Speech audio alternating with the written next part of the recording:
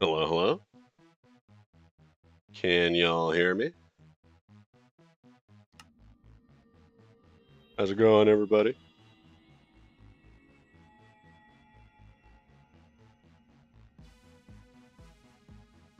Hey, hey, hey. It's been a while since we did a stream, but we're back. Building an RPG in Minecraft.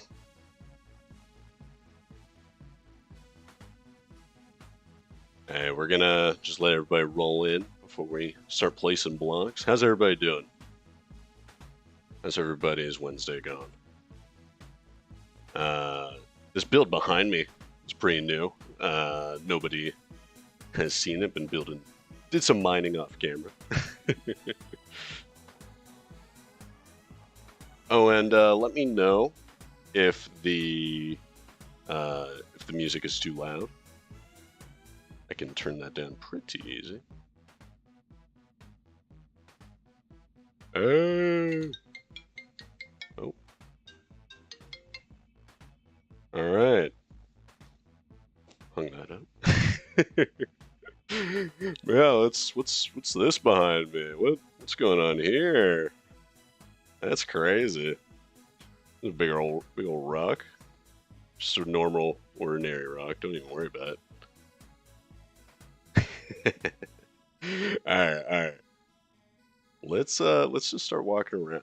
Let's start walking around. We haven't been in the world, at least on stream, quite a while, and there's a fair bit of progress. If you guys haven't been keeping up, maybe on the Discord, there are, or there is a current goal of getting our playtest out before the summer is over, and I think we're making really good progress. I keep saying that, but I think we'll have a playtest ready very soon. Very soon. TM with the capital TM. But yeah, this RPG is going well. It's going well. Hey everybody, how's everybody doing? We got more people rolling in. I'm very excited to start today's stream. Get your water, get your snacks. We're gonna be building up a storm here. Okay. Let's talk about what we've got in front of us here, though. If you've been following the channel for a while, you'll know that we have a Death Realm mechanic. And in that video, we showcased a pretty early version of it. However, the arena for it was very early on. We had to dismantle it, or I've recently dismantled it, and we've got this cool looking thing going. Sorry, I had to cough real quick. But basically, when the player dies, they are going to be teleported here, and they're going to have a chance to talk to this NPC and be confronted with a challenge, right? Whether it's a combat challenge, a riddle, maybe some kind of dodging bullet hell challenge. And if they complete that challenge, they'll be able to return to the regular game without losing too much progress. And that's sort of the idea. Now, this is a pretty strange looking Death Realm. And I won't explain too much of the aesthetic decisions because I think there'll be spoilers. There'll be spoilers for the story. But essentially, I was going for like surreal, like this spacey, crazy void looking place, but it also has a bit of life. Also has a bit of color coming out from the center, color and light, and just I think it's turning out pretty cool. As always, it is a work in progress, yeah, but I think it's going pretty well. If we give ourselves night vision here, we're in a big ball. Can we get a big ball in chat? But I'm basically planning on putting a bunch of these cones everywhere, and probably texturing it up also with the skulk veins and whatnot. We don't need to go too crazy because, as you probably just saw, without the night vision, not a lot of these is very visible, right? so we don't need to go too crazy. But yeah, I think it's gonna be pretty cool. I do have this other idea. Hold up. So, if we have updates frozen with the Axiom mod, we can freeze block updates, right, when we place and break blocks. And if you put Skulk Vein and Skulk Vein on top of another Skulk Vein, it makes this funky little box. Funky little box, right? Now, we probably won't use this box that much, but got my noggin thinking. Got my noggin kind of churning. Like, what if we made these like crazy giant tentacles, just these tendrils coming out, right? And we like covered it in Skulk. I'm just gonna do a little demo here real quick, just to show my my noggin, what's going on. All right, so we're gonna cover this in Skulk here, and then all we have to do now, do a goofy little replace dirt air. Okay, well, it disappeared. But you just know what I'm getting at. We'll make a giant, like, Skulk Vein, like, sculpture. Like, these tentacles are, like, semi-transparent coming out of the ground. That was just a weird interaction with World Edit and Axiom, because the updates don't actually freeze from the World Edits. It'll work. We'll have to do some finagling. But, yeah, that's the idea. We'll make these giant, like, Skulk tentacles kind of framing our initial entry here. I think they'll be pretty cool. Big ball. We're at the big ball. But yeah, honestly, I'll probably put up a poll. We're gonna keep walking around. We're gonna keep touring. But before we start building, I'll probably put up a poll about where we want to start building today. What we want to work on. But yeah. So let's get moving. We're gonna exit Big Ball. Say bye to Big Ball. We'll be back probably. But yeah, let's go on. Let's go on up. Let's exit. Oh, another quick detail. Another quick detail that I really love about this place. The biome for this is a warped forest, and it creates all these crazy little particles coming up. And it uses the nether warped forest like ambient sounds and stuff, like the crazy monster sounds, like raw and all that nonsense. I love it. But yeah, it's just the perfect biome. We can change the biome with Axiom mod however we want, with just like a selector. It's really nice. Show it off real quick. Like where I know what I'm doing. I know what I'm doing. Biome painter, yeah. And so if we just select our biome here. We can go to Warped Forest, and we can just start selecting. This is all already Warped Forest, but yeah. Big ball, we're in the big ball. Hey legends, welcome to the stream. We're in the big ball. This is the rebuilt Death Realm. I made a video on the Death Realm like probably over a year ago, and this is just our actual version of it because we only really showed off a test version, and we're just kind of looking around right now before we start building. But yeah, pretty cool. We got Big Ball. Hey, Echolotl. What's poppin'? But yeah, we're gonna start touring around. We're gonna show off what we've been building, and then we'll do a poll and see what everybody wants to work on today. Yeah, we have some tests for the Big Ball, kind of some visual tests. I also played with some other sort of surreal designs. Like I made a big hand. It's not a great big hand, but I was just trying to get the feel of it. What would a big hand look and feel like, you know? Because we got touch hands, so you know what I'm saying? You know what I'm saying? Okay. Let's go over to our actual game area.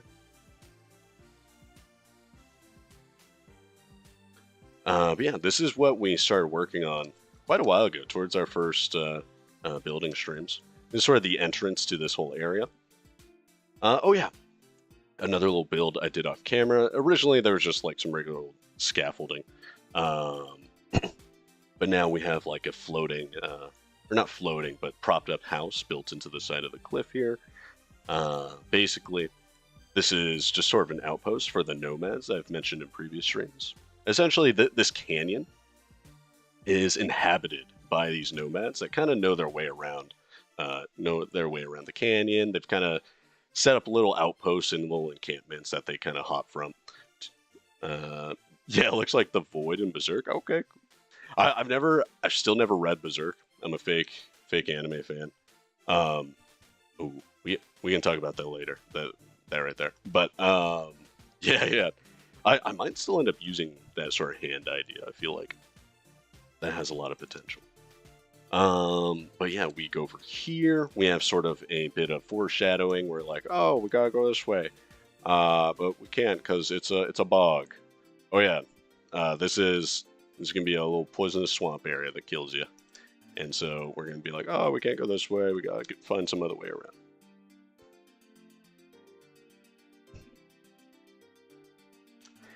A somewhat large spherical shape. Yes, very good. Good. But yeah, so once we exit that area, we start our little cave section. This is going to be where we have our first sort of combat encounter. This is one of the places we could be working on today. Basically, this will just be where a couple bandits, the player kind of encounters their first encounter. Words, we've done it. And explores around a little bit. And then over here, there'll be a locked door. Why are we making swamps from Souls? Poison swamp, poison swamp. This is gonna be great.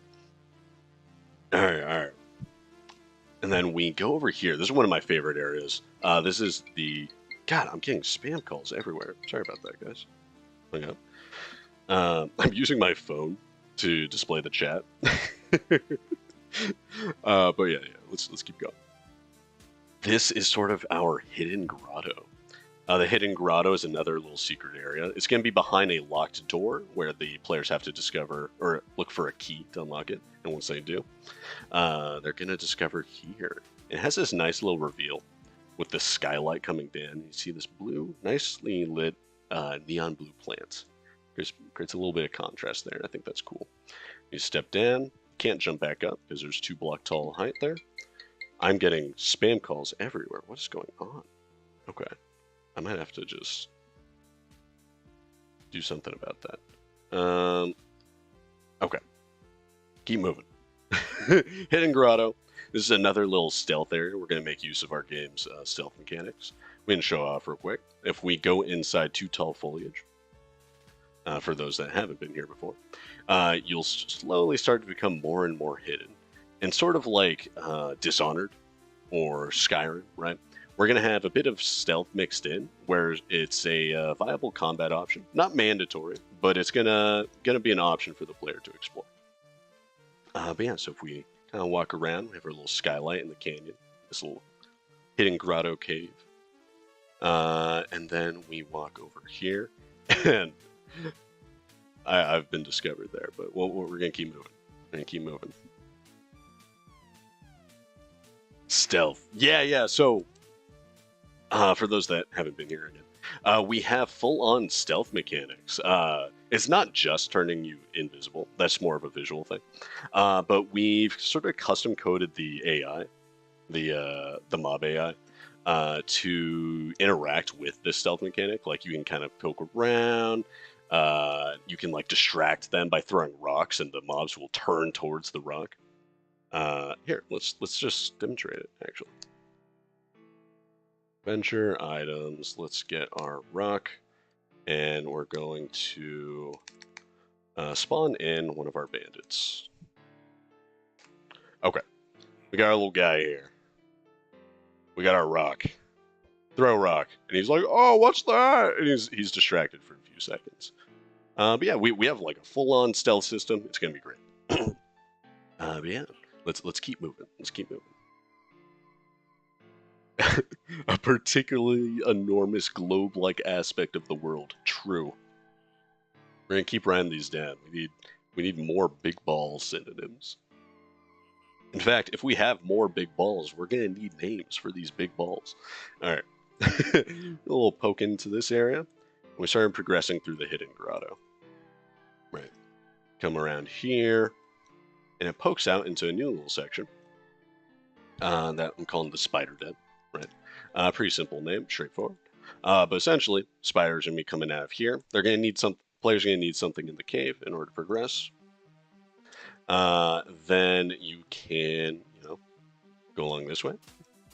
And you're going to have to go this way, up, curve around. This is all spoilers, so I guess close your eyes if you don't want to see the progression. But yeah, we pop up here, and we have another secondary little canyon section that's going to be another combat encounter area. And then Bapa Booey, we go over this way, and we poke back out onto the main canyon section. And we're starting to approach the end of the playtest, the end of what the playtest is going to be taking place in. And yeah, so in terms of what we can work on today, so we're like Dora. We got Upper Canyon Trail. We have Bandit Cave 1 or Big Ball. I'm gonna put up a poll. We're gonna put up the poll. How do I make a poll? It's been a while. Start poll. What area build? I'm just tabbed out to put that up. Bandit Cave 1. Upper Canyon Trail. Secondary Canyon. And I feel like this might... I feel like we know what's going to get votes. And Big Ball. Poll. Poll is now live.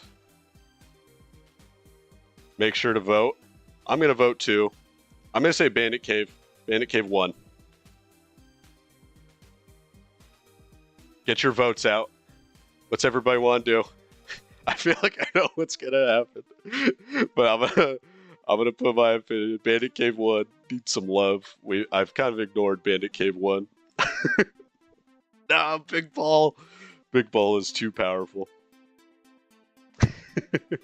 Hey, Chacha, yeah, that's one of the things I've been trying to do. That's one of the things I'm liking about it so far. Trying to kind of make it feel all interconnected and whatnot. It's gonna be great. Unusually giant shape of circular origin. All right, we're gonna give another 30 seconds to the poll or so, maybe another minute or two. I said I'd explain what this was earlier. This is a cool little technical thing. This is going to be a little area marker that's going to set up a little respawn checkpoint, as well as trigger area just commands and stuff, right? So when we walk through that area, we're going to do whatever we need to do in this section of the map, whether it's like spawn in enemies, yada yada. And why that's helpful is we have control, very like modular control of our areas. And we can reset separate areas of the game when we need to. So say the player dies and they fail the minigame in Big Ball, right? They're unable to successfully succeed in the minigame. Successfully succeed words. And so they get a bit of progress setback. Then that means we can use our system here to respawn all the areas in front of their last checkpoint, right? And so they're going to have to kind of be able to go through that encounter again. But if they succeed, then we respawn them at a checkpoint where it doesn't respawn all those enemies or whatever. And so we can kind of have a lot of modular control, and I think that's going to be great. Going to be cool. As for how it works, it's also pretty cool. Maybe just cool to me. But there is a light block level 0, and it essentially creates an invisible block like barriers that you can go inside, right? And I can detect that with advancements. For those of you that are familiar with commands and whatnot, advancements are extremely lag efficient, right? They cause little to no lag latency on your game, on your data pack. And so we have these light blocks, and then we combine that with a marker right here with a tag. So whenever I walk into a marker or into a light block, it triggers the advancement and then starts looking for a marker entity that's specifically tied to this section, right? And then all we have to do is give every marker entity its own unique tag, and we have a function that sort of acts as like a tree, right? And so I'm going overboard, but say this represents the marker or the light blocks, and then we have all our different blocks, right? Which represents different paths in the tree. And so it's just super lag efficient. It's great. Pretty beautiful.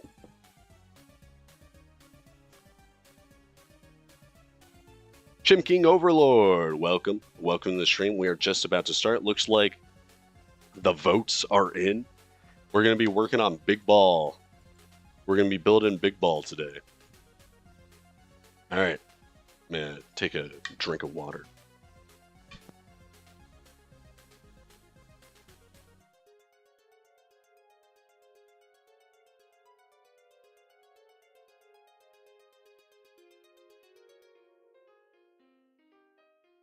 All right. Yeah, for those of you just tuning in, this is Big Ball. But what's inside Big Ball is what matters. It's what's on the inside that counts. Essentially, Big Ball is our rework of our Death Realm mechanic. At least the section. I just mean like the physical area, right? The Death Realm itself is going to work more or less the same as you saw in the video. And yeah, so when the player dies, they'll be transported here. There will be an NPC to talk to, where you'll be presented with a challenge. If you win the challenge, you will either be taken right back to about where you were when you died, or you'll be set back to a checkpoint. All praise Big Ball. yeah. This is me. This is the new religion. Just dropped 2024. The Hand of God. Yes. That was also just another test for the Death Realm. I was going for like something surreal. And that was one of the things I was playing with. Like maybe instead of this whole arena, the player's like standing on the big hand. But yeah. What our plans here for today for building are to just kind of start refining this. I'm going to turn on night vision. Over here we have these cones. We're gonna make some more cones. Just add a little bit of extra detail. We can use Axiom mod, which is very nice, very easy. We can like boom, right? Start doing some nonsense. Start expanding that. Usually want the diameter to be an odd number, so we have the points. And then we can go ahead and select our blackstone. We can go ahead and also start angling, start turning. How's everybody doing on this fine Wednesday morning? Did you praise Big Ball? Don't forget to praise Big Ball. Axiom's really cool, by the way. Look at that. And so we're gonna just start spraying these cones along the outside. When the player doesn't have night vision, it's just gonna add a little bit of structure to Big Ball. It's just gonna add a little bit of texture, a little bit of interest around the outside, because right around the wall of Big Ball is where the light starts to run out. So we're just gonna add a little bit, just a little bit of stuff, a little bit of nice. All right. Let's add a couple more cones, actually. I also forgot you could type while you have Axiom open. That is very cool. All right, we're gonna get another. Let's get one poking down from like the ceiling. Oh, Chimking, you're prototyping a mod? Are you able to tell us, or is that top secret? Is that under wraps? What kind of mod you making? Okay, I don't want this to be We don't want this to take up too much of the visual space, so we kind of have to keep poking in and out of night vision to make sure it's not like overpowering our centerpiece here. Okay, so let's go ahead. Let's try that. We also don't want it to be invisible, right? It's very possible for these spikes we're just adding to just not show up because of the darkness. Okay, let's see what that. How's that lining up here? You know, I think the angle's good. We just need to extend that manually. Okay. Let's clear the effect. Honestly, can't really tell. That could be done better. I think that could be done a lot better. But luckily, we have Control Z. Axiomod is insane. Let's try it again.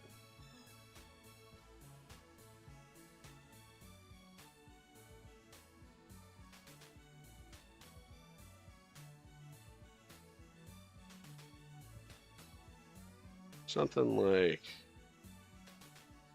that. It's just a rough idea, but you'll be able to gain score while the world gets exponentially harder. So you try and get as much score as you can before you die, and go again at trying to get a high score. Oh, very cool. Okay. That's like a score mechanic to like essentially hardcore. That's cool. T. Yes, Wogarden. I agree.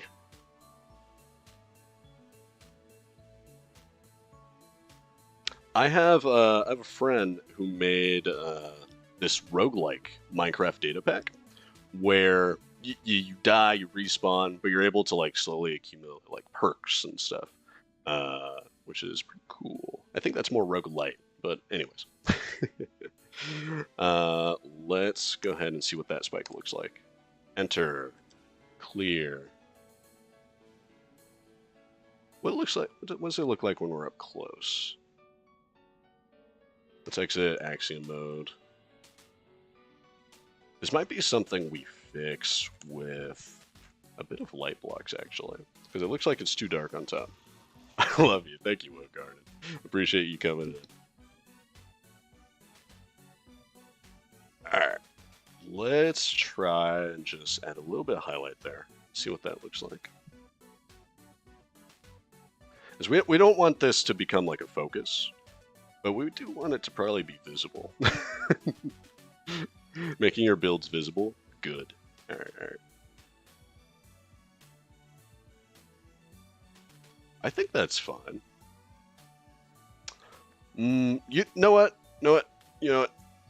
I changed my mind. I think we're gonna avoid. Okay. Here's my thought process. Here is my thought process.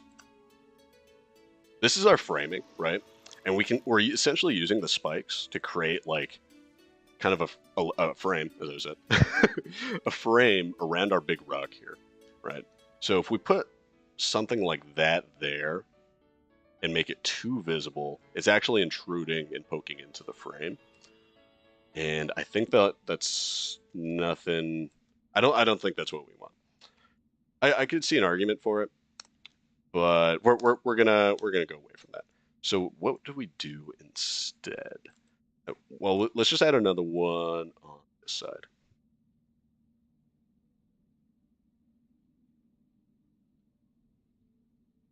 Do want to try to add like varying angles and stuff, so we're gonna do another low one, kind of close to the void aqueduct here. Okay.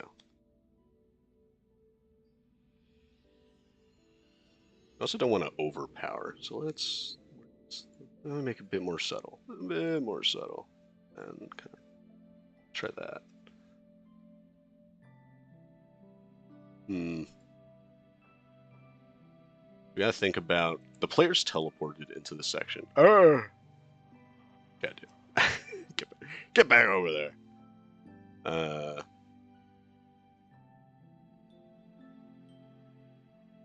Yeah, I lost my like spot. Where was it? It's like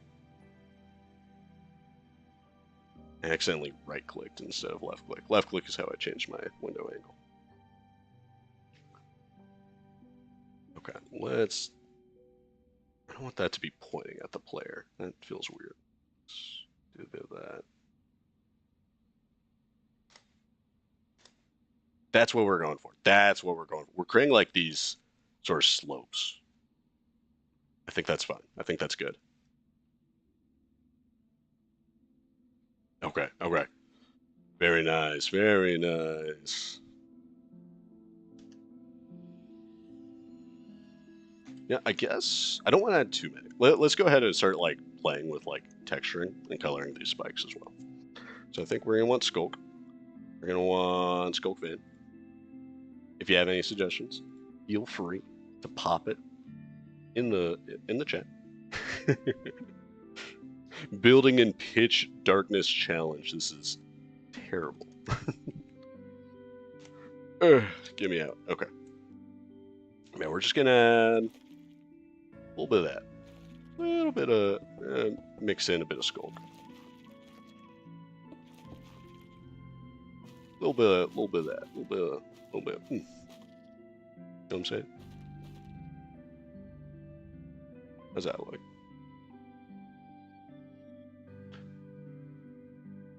We're gonna like step back every once in a while just to make sure we're liking what we're putting down. I think that's good.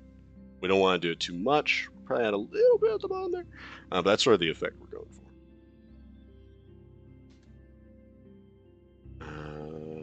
What am I doing? Night vision. Let's add like just a little bit of that. We're as if like the Skulk is kind of creeping in and sort of pushing into it. We added a bit of that to the farm area, right? Like just little pokes, little knobs, little infections. Cracked deep slate bricks. Let's check that out. That's a good idea, though. It could also be worth just considering adding extra blocks to the like rocky section as well. Okay, so I think the deep slate's probably not going to be where we want, but Blackstone deep slate bricks also is going to be very nice. I think that's a good idea to use the bricks. Ooh, I like yes. So we're gonna texture this thing. We're gonna texture this spike, and we're gonna use that as sort of a template for how we texture the other spikes. Is the Skulk lore, or is it just there for decoration? So it's not necessarily Skulk in our world. It's just sort of that voidy, surreal vibe. I don't want to give away too much lore on this section, but what I can say is this is a death realm, and there's something here inside it with you. So this isn't necessarily Skulk, but it has that sort of surreal, voidy design that kind of helps us out here. I like the color too. Okay, let's add a couple more. We're just gonna dot this texturing, and then add another little. We have barrier blocks here, so we gotta like. Come on. Break those barrier blocks when we need to.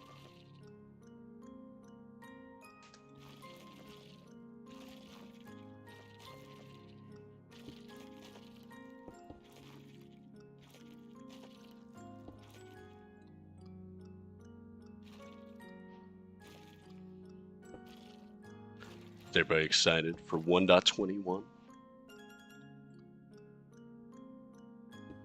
I'm genuinely pretty excited. I love how there's like they're adding like a real combat encounter to vanilla Minecraft. It feels very modded. I mean, not like in a bad way, right?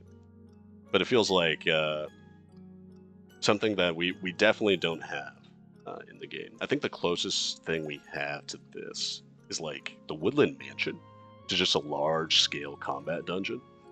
But the Woodland Mansion, it's like very samey. Even though it's partially randomly generated, it feels the same.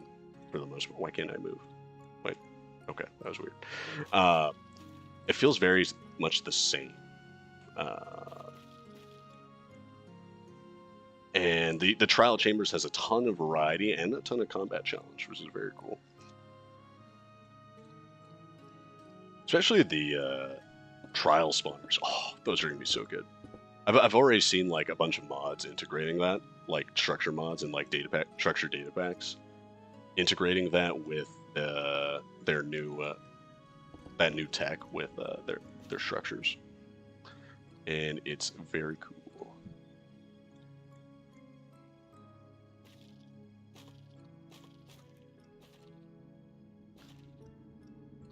I just got a little disoriented. I was like, why aren't I going down? Let me down, barrier blocks. It's fucked up. Okay. We're gonna pop into no night vision again. See how we're feeling. I like this. This is turning out very cool. Okay. Let's keep going.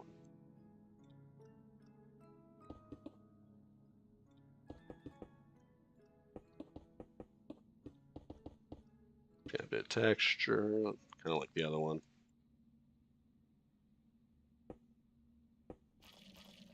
Let's extend some skulk, kind of going up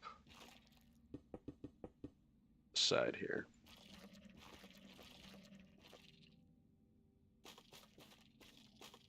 Oh, what if we did that?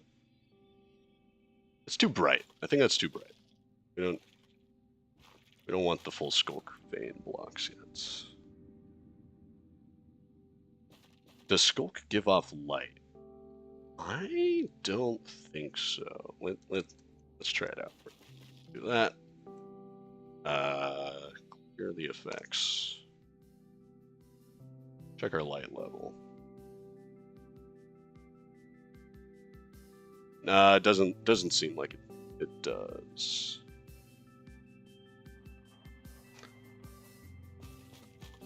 Yeah, it feels like it might have. It kind of gives that vibe. A lot of the light is coming from our end portal blocks in our like kind of river. Oh, one of the things I wish we had was just end portal full blocks. Imagine if we had that, we could make like a cascading like waterfall of like this portal block texture. That would be so cool. I would do that like immediately. We would add like different like cups of this like void juice that come like spilling down. Oh, that would be so cool. That would be so insane. Mojang, do it. Add void block so we can fill the cups. So we can fix Big Ball. For the sake of Big Ball, Mojang, you have to.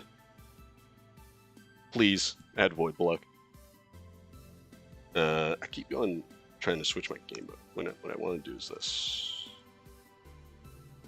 Is that too much? Is that too much?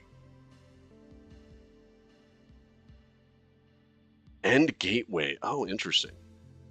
Might give off a beam though. Okay, let's turn this down.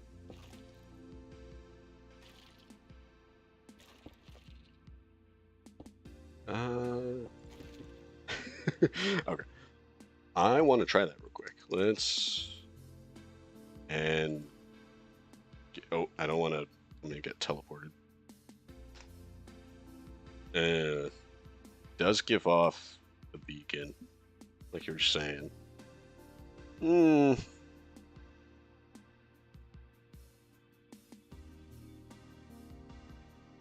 Funky. How can we?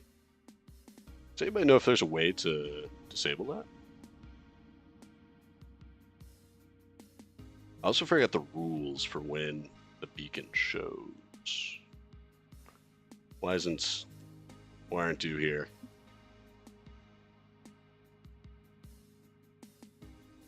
Oh, interesting. So maybe if we force load these chunks, it never gives off the beacon. Oh.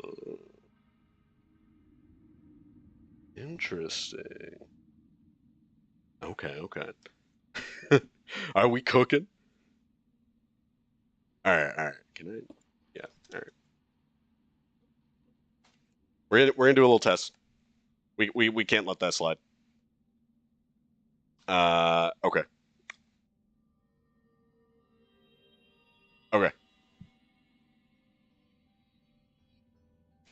Yeah, I could remove the beacon with a resource pack. Also, Cha-Cha asks, are we using a resource pack? Yeah, we are using one for all our custom items. I'm generally avoiding retexturing blocks. Not fully, if we like need to, right?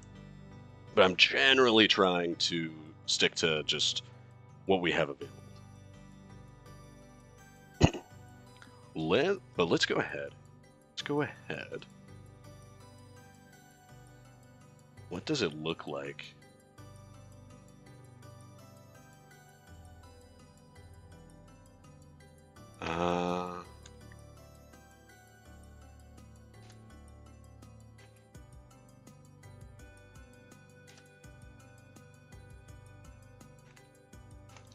We're gonna do something real quick. Oh, no, I need to invert that. 2, 6.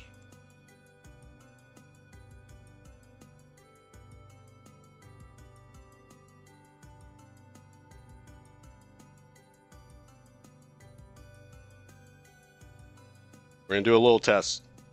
We're gonna do... Oh, it just shoots every 2 minutes?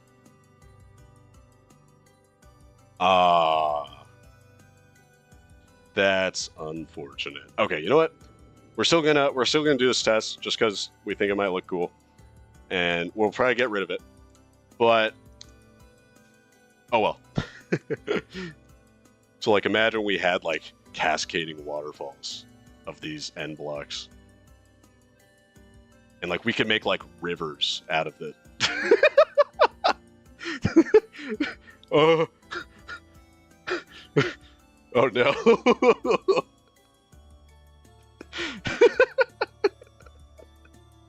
No. No. Disco. Anybody going to EDC? If we set the age of the end block, we should be able to delay the beam. Okay, we're gonna get rid of this for now, but maybe we'll come back to it.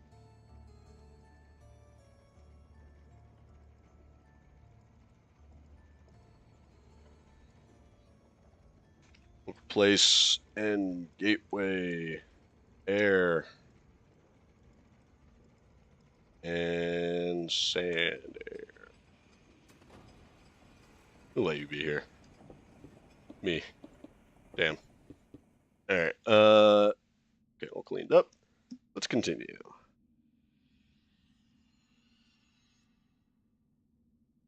Mystic says on the wiki, it says this command, this will last. Okay. We're able to set the age of the beacon, or of the end gateway to disable the beacon. That's an interesting idea. I think we'll have to revisit that later, because it might be a really cool idea if we're able to get this done without like any ticking commands or anything. Like if we can just like set the age from the start and just leave it, that'd be amazing.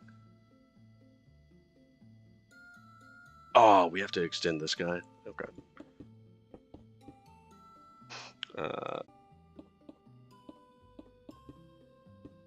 Really? It doesn't show when it's in my offhand? That sucks. Okay.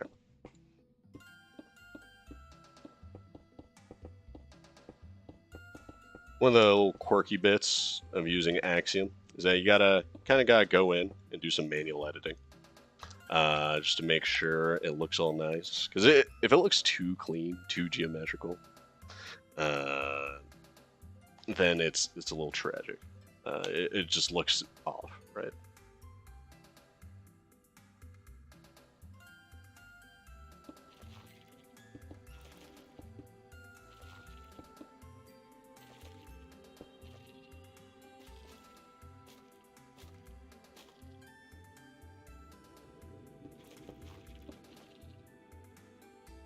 Ooh, think you should be able to. Okay, yeah.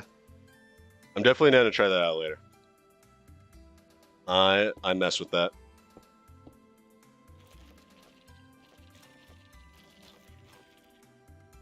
We get all the bears. Yeah, everyone's have to like check, make sure. when I'm working with invisible blocks, that's a bit redonkulous. Ooh, like what if we added like some nonsense like this? To adjust that curve a little.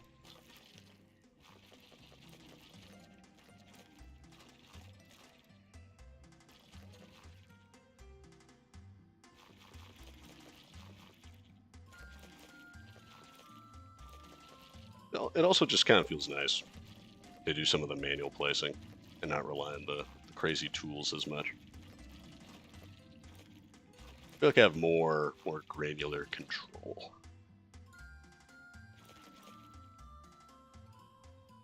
The player will be in adventure mode for this, right? Yep. Yeah, completely adventure mode.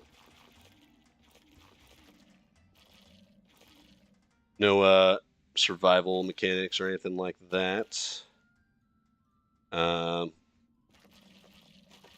I don't plan on adding like a resource harvesting system or anything.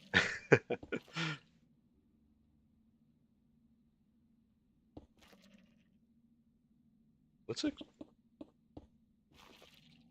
I'm trying not to make this look too clean. We basically want like geometrical type build mixed with like chaotic, like natural feeling.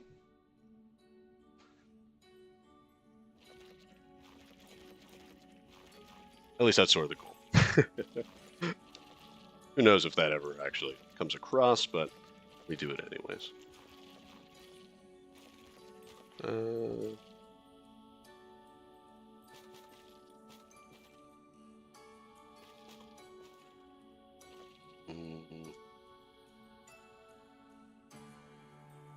Let's extend the blackstone a bit.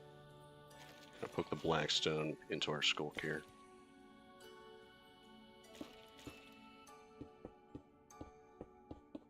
Make a little jut.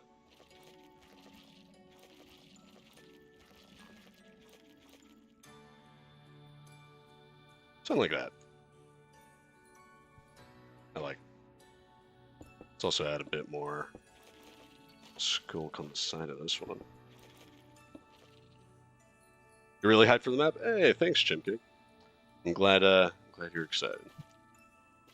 It's taken a long time to get where we're at, but we're making steady progress. Steady progress. It feels like a sped up recording. Yeah, like Yeah, we got TikTok mode turned on. We're looking great here. Is that a hole? Okay. I just know there's gonna be like a hole in our like void river, and players gonna get in here and just fall into the void, and they're gonna go to the end dimension, and they're gonna be blocked from playing the game. It's gonna be great. Okay, let's continue. We're gonna do something similar here. Add a bit of connection.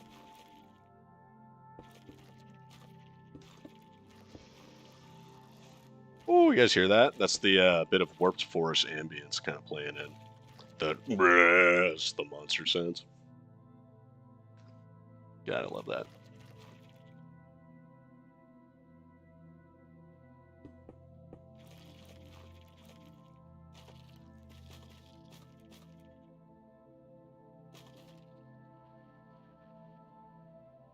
Let's raise this up a bit as well. Come on, use your fingers. Adventure mode and let's play. Nobody was brave enough to do it. Till now. Let's get a little wireframe going.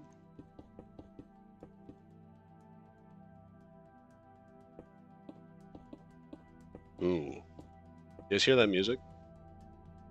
what just came on is the Vintage Story soundtrack. A really cool game. If you're a fan of survival, if you like Minecraft, essentially Vintage Story is a game made by the creators of Terraforma, the like famous like kind of pretty old now mod in Minecraft that sort of emphasized survival more than Minecraft did. Like in sort of a meticulous crafting system where you get on the ground and you literally carve out of a rock like your tool heads and stuff. Bunch of really cool mechanics, a bunch of really cool immersion. It's a fantastic game. It's been updating for a while, but it's gotten some really cool updates as of late and starting to pick up like public traction. Really cool game. Really cool game. You definitely should check it out. Vintage Story. I think it's really cheap too. I think it's only like 15 bucks. Not too bad. Especially Minecraft is like 30. There's like a thriving modding community as well because the developers, having come from Minecraft, have made it like completely moddable with its own modding API, and their official website has like a modding upload like section where like modders can come and just upload their mods and have it display on Vintage Story's official website. So that's really cool. I bet you guys would mess with that. And be pretty down for it. Okay, nice. I like how that's coming out. Let's go ahead if I clear. So a lot of these details aren't going to be shown, but we're glad it's there.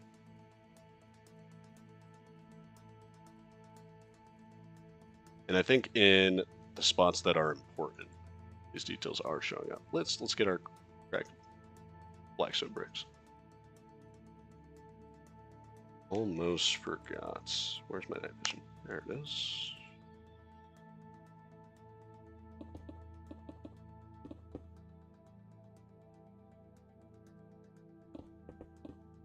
Add little blobs of this here. That's barrier block. Come on.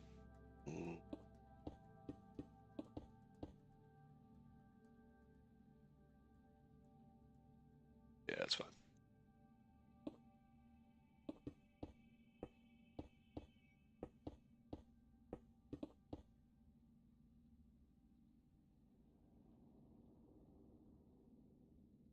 Yeah, it's really interesting. I love how they've sort of learned from like Minecraft's, I don't want to say mistakes, but just like Minecraft's flaws, and they filled in the niche with those flaws in mind towards like survival. Don't get me wrong, because it's like now Minecraft and Vintage Story can occupy these separate niches of like more sandbox versus more survival oriented game, and you know, if you're like more into like a hardcore survival type of play style, it exists, and you can go experience it. It's cool. Oh, and Deep Slate was almost called Grimstone. I remember that's kind of cool. Yeah, I feel like it's a lot more ominous. It makes like the whole deeper section below zero like just have a bit more oomph, bit more. Ooh, what's going on here? Okay. Nice. I like how this is turning out weird. We have our spikes coming out, sort of frames our boulder. It's a nice boulder. Let's see, is there anything we want to tweak about how our skulk is interacting with the farm? While we have the chance. Why not? Just reorder that a little bit. These empty plots should not exist. Do a bit of that. What I'm kind of just doing is blending the farmland with the skulk a bit. So like we have skulk with skulk vein kind of mixed. Sometimes it's there, sometimes it's not. Into dirt with skulk vein, into dirt, into farmland. And then we're just kind of creating the idea that the void section is spreading into the farm and the farm is spreading out of the void. I think it's going to be a cool effect. Obviously, very small detail, but it's fun.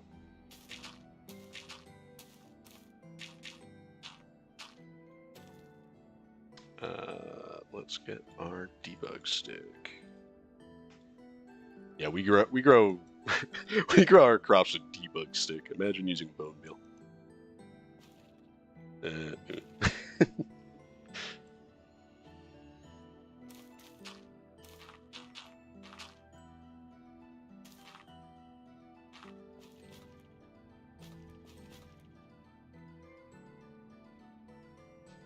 we go.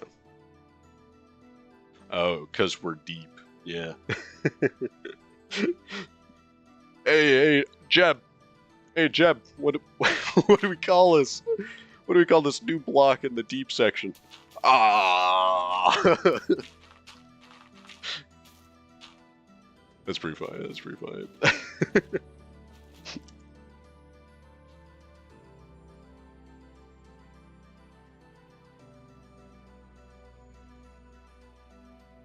And we could add. Let's add a couple more of these just moss sections. Maybe one. Maybe just one more moss section. Like, here's a good spot. I'm trying to add the moss section where the wheat crops are a bit lower and sort of close to the boulder. Because the boulder's sort of the center of this like growth naturey section. We want to sort of imply that like the growth is coming out from the center of this void. Chimp King says it would be cool if there was some kind of skulk drop. Could you add like some skulk sensors as stand-in plants possibly? Skulk drop? Are you referring to like survival? But yeah, I have considered skulk sensors. The one thing is that it's gonna make a lot of noise. Is there a way to disable and like it's just moving around? I don't really want like the skulk particles, like the vibrations and stuff. I feel like I'd be more inclined if we could like turn off this thing somehow, just prevent it from reacting, while also getting the visual effect. Skull crop. I see. Yeah, just like blending the life into the skulk a bit. That makes sense. I wonder. Hold on. I know wool in survival is what's used to nullify skulk. But what if this barrier? It does not. I was gonna say if we have like an invisible way of doing it, maybe we'll do it. Back to the wiki. Hey, appreciate you. Could use a block display entity. Oh, that's true. Let's see. Summon block display. Oh, I don't. I don't know how to. Hold on. To MC Stacker, I go.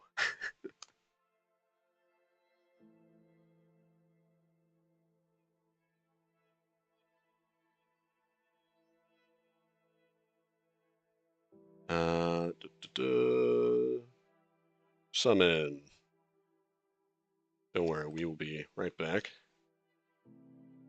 Skulk sensor.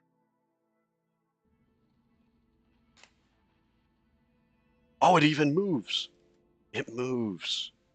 That's promising. That's really promising. How big is? Okay. What if? All right, check this shit out, guys. Let me do that. Go to our Axiom Gaming. No. Oh wait. Oh. Oh. Look at that. Oh my god. I love it. I kind of love it actually. Okay, and because it's an entity, we're not going to use it too much, but we're going to add it around our entrance here. All right. I kind of love that. We want to hide the table part of it. Oh, look at that. That's so cool, guys. Is that not just the coolest thing? And it's like, I like how it got darker. I actually like how it got darker. Because we don't want it to be a highlight. We don't want attention of the player to be drawn to this. We want it to be just a little, add a bit of texture, add a bit of oomph to it, you know. I'm gonna add a couple more around this section, and yeah, we'll try putting into the void.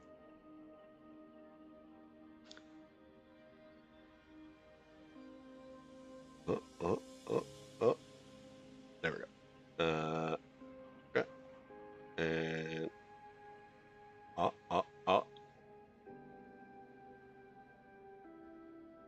there. Oh no, that's clipping. It's Z fighting. Add that a bit lower. There we go. Let me make sure these guys aren't Z fighting. This guy is. Let's fix that. Very good. What about you? Nice. Okay. Oh, I love that. I'm kind of gushing. That was a good idea. That was a good idea. Oh, let's try out a bit of void nonsense. Not the ideas nonsense. I mean, just we got some nonsense.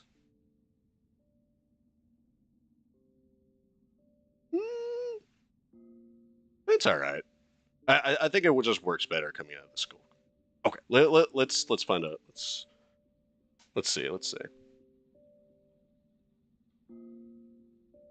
I bet we could fit in a couple more bits. Let's get one like here. Hi, Mets. Welcome to the stream. We're making essentially a death realm for our adventure map. And what this death realm is going to do is the player, whenever they die during the map, like they die from like just combat or whatever, they're going to be brought here. And there's going to be an NPC in the center that we talk to who presents us with a challenge of some sort. And if we beat the challenge, whether it's like a combat challenge or like maybe a riddle, we will either respawn the player where they left off, or if they fail the challenge, reset them to a checkpoint, right? And this is just sort of the arena, the area for that. Excuse me, burped a little bit. You can make some bigger than others. Oh, very true. Let's see. Can I? Come on. Aha. Edit properties. Initial settings. Okay, this is. Okay. I know.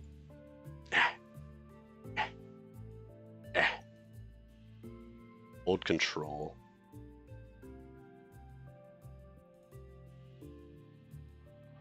Aha. Aha, there we go. Okay.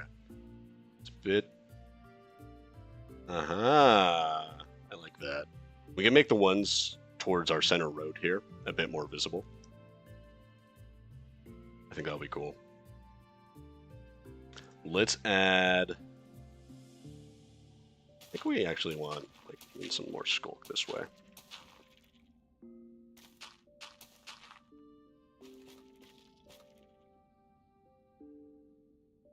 Yeah, let's extend this a little bit.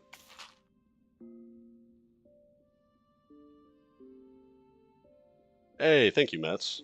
Yeah, it's coming together pretty nicely. I am like. We're also getting some help from the chat here. Hold shift and resize. Yeah, thank you. I'm still pretty new to Axiom, so I appreciate the tips. Let's add another little plan here. Okay. Let's make this a bigger one. I think it's no.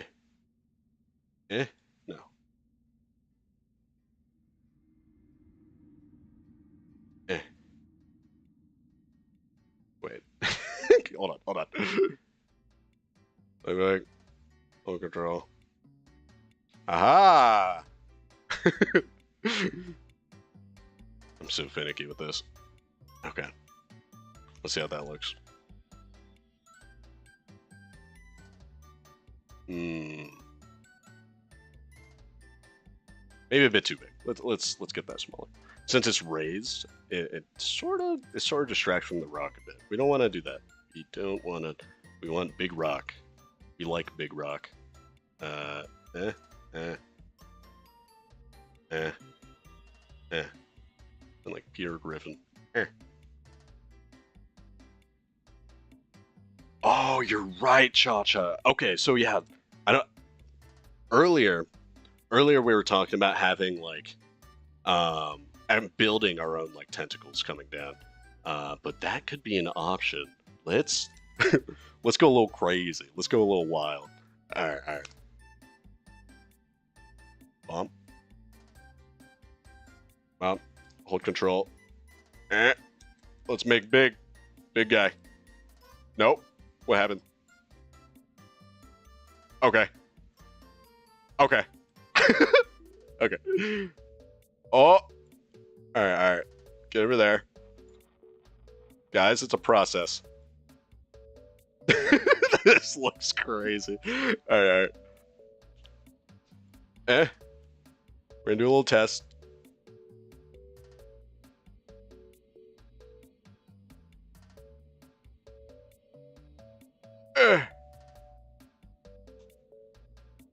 Okay. If it's too high, it's not visible enough.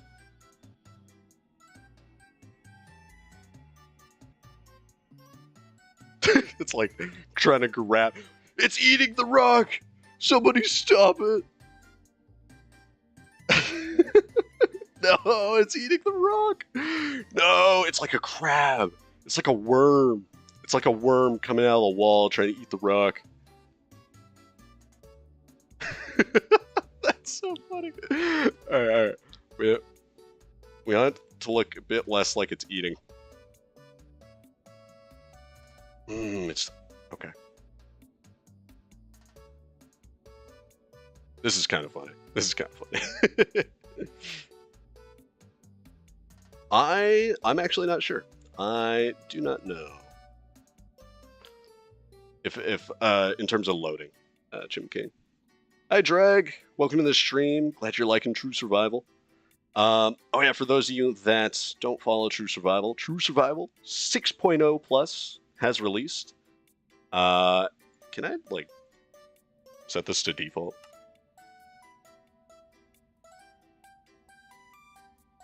I think this will do it. How's that? Where'd it go? Oh god. Wait. No, I lost it. Okay. You know what? We're geniuses. Execute at E type equals block display run summon pig. No AI, :1b. Aha! You can't escape us. Delete.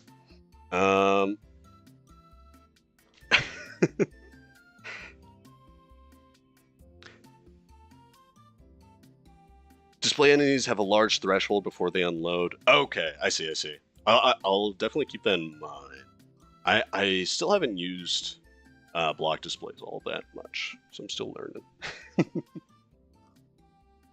Don't have to scale it evenly. You could make it extra long to make it more visible. Ah, yeah. And maybe we could like use just like individual tentacles or something, and like poke them out of the void. That could be an idea. Let's poke for our void tentacles. I know we had that idea earlier. Let's try just poking one long boy out of it and see how that looks. Okay. So we lead with block display. Edit, transform.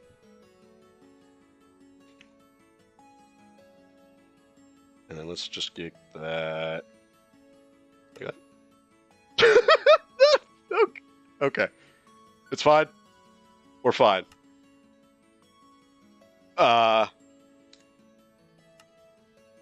Okay. We're gonna edit it more. Don't worry.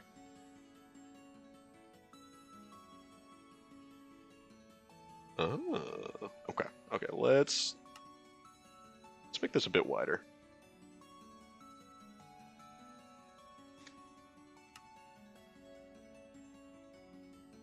That's like,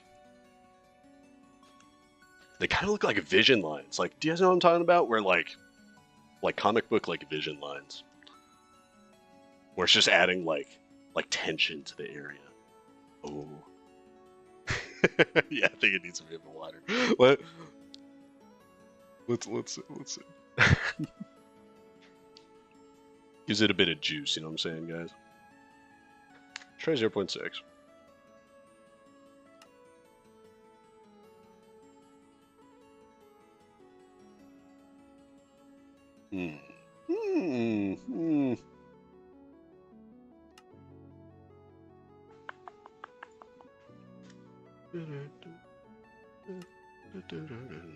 Or we could just go with our plan idea.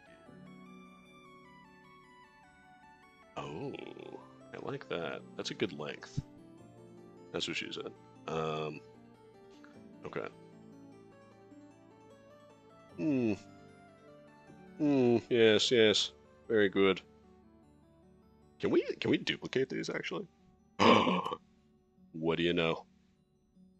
Because I kind of like this length. I didn't want to try to recreate that again. let's go and add one over here.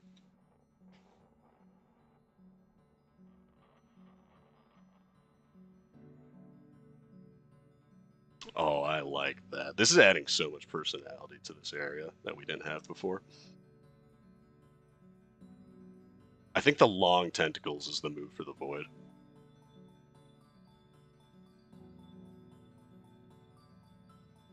yeah, we could a secret long boy. That'd be funny. all right. So I need what's called the bathroom. So BRB bathroom. We'll be back in just 2 minutes. I'll be right back. Put Subway Surfers on. I'll be right back.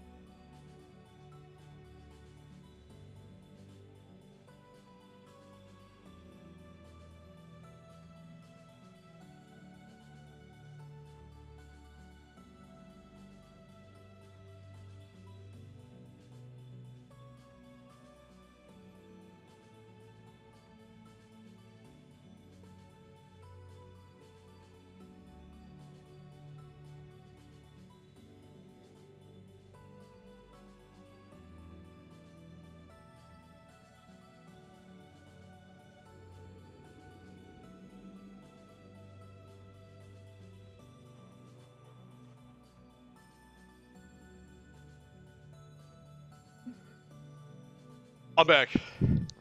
BRB ball, really big ball. Nice. That's great.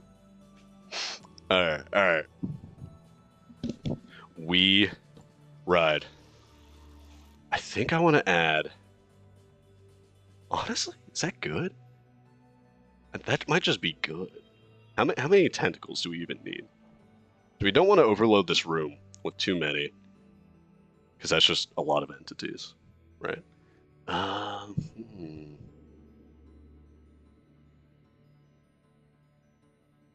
kind of like this. This is really great. I'm just jazzing myself up here, but also, we wouldn't have got here without the gamers. Without the gamers in chat. I appreciate it. All right. Big ball, really big ball is coming together. It looks perfect. Hey, thanks, Matt.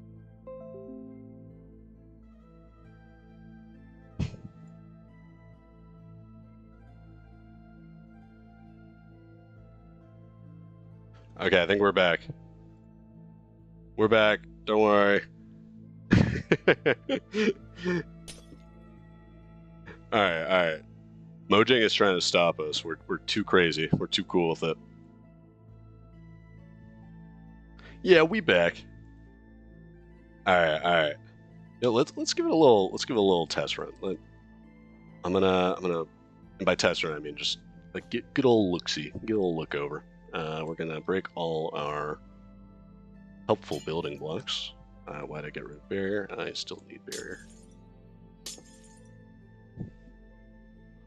Mojang fears big ball. True.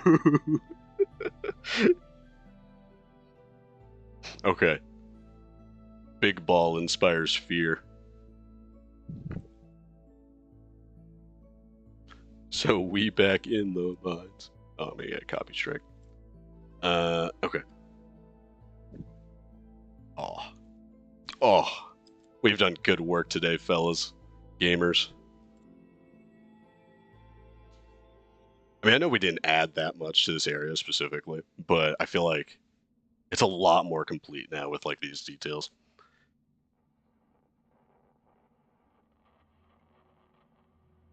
I'm gonna add just a couple. I know we said we don't want too many, and especially around the back, since the back is going to be useless, but just for consistency purposes.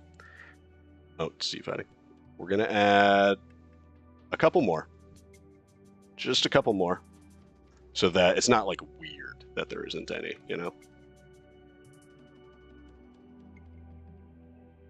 Yeah, because like if the player goes around the back and they don't see one, they're going to be like, oh, this is just like an incomplete build, right? Okay, like that.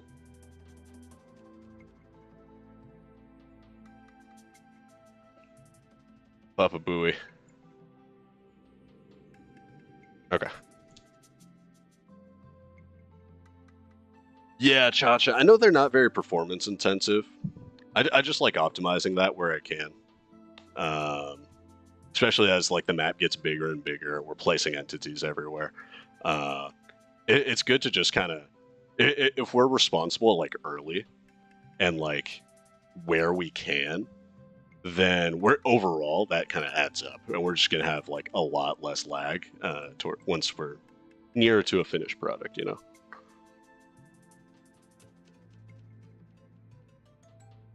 I do get what you're saying though.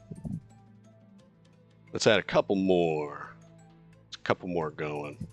Oh, these are where you're floating on. Okay.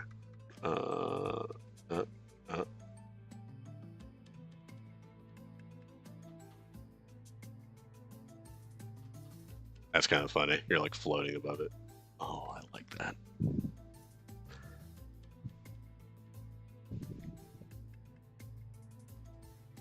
What if you added a display spore blossom upside down on top of the lily pads? Oh, like a little lotus. There you're getting at? A little lotus flower on top of the lily pad. Maybe. There's like a big thing where I don't want to distract from the center. I'm trying a lot lately to put more effort into like color and like lighting and stuff, and I want to make sure we don't distract from our centerpiece. We don't have a lot of set piece areas, like especially in like the more level like combat centric areas, where everything, the level design's more fluid and everything. Especially in a section like this, I don't want to add something very like contrasty. That might distract from the centerpiece. That could work for the bog. Yeah, I do like that. In fact, let's check out the bog. We're getting close to the end of our work with the ball here, a big ball. But let's take a look at the bog. Oh, this is not exactly the bog I want to look at. This is what we have going in terms of the bog's example design so far. by adding a face to it. Yeah, we'll give it googly eyes. We'll give the ball googly eyes and a little goofy little smile. um, but yeah. So the bog, we're mixing grass. We're mixing a bit of lily pads, a bit of drip leaf for a bit of parkour, right? And I also played a bit with the idea of bamboo over here, and then we're adding cherry. We're adding blossoms. We're adding blossoms as our current contrast to add a bit of nice color pop to the middle of the green. And actually, the pink kind of connects well with the pinkness we have going in the other parts of the canyon, right? So it's still very within our color palette. So I like using pink in the bug, which what I'm getting at is it could be a good reason to use Spore Blossom.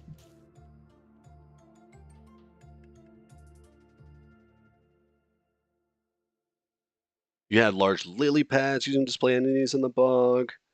True. Yep. That'd be really cool, like a big old frog lily pad. That'd be tight.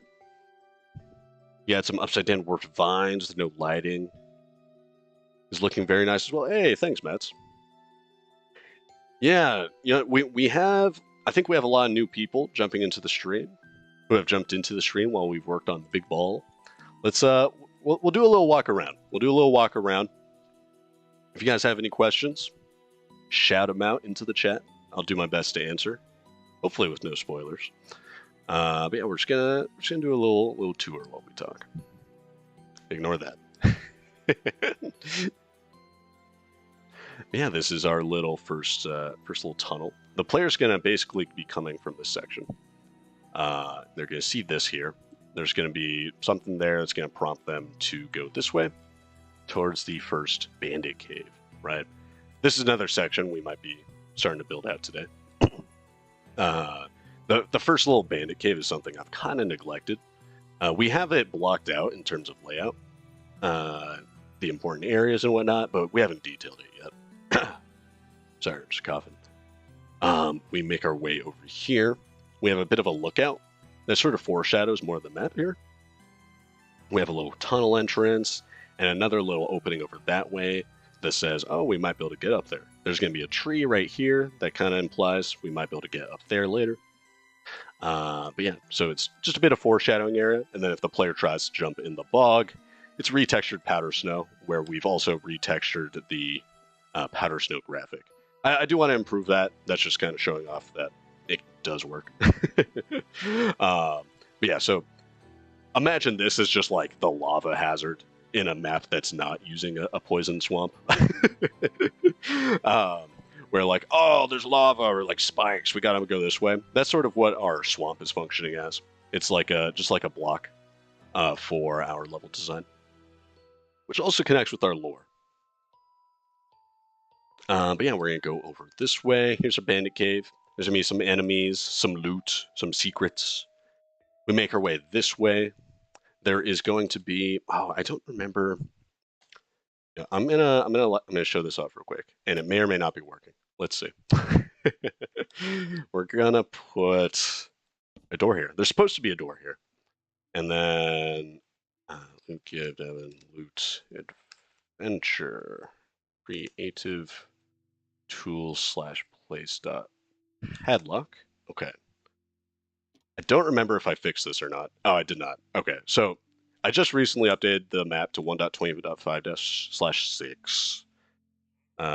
Let's get ourselves a key.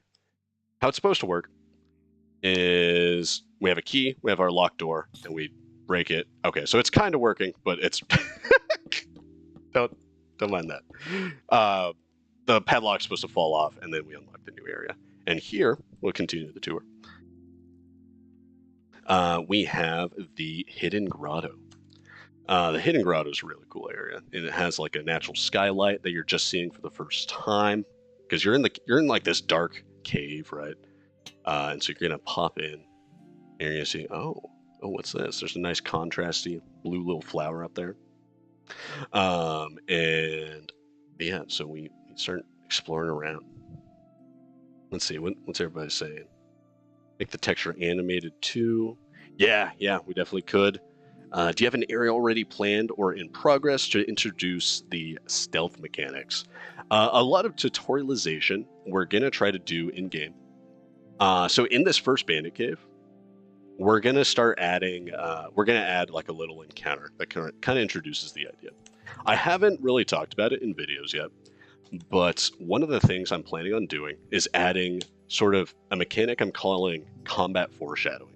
And what that is basically an interactable, invisible, kind of like an NPC, but it's more of like a narrative NPC. Like you talk to it, and it's like your brain talking to you.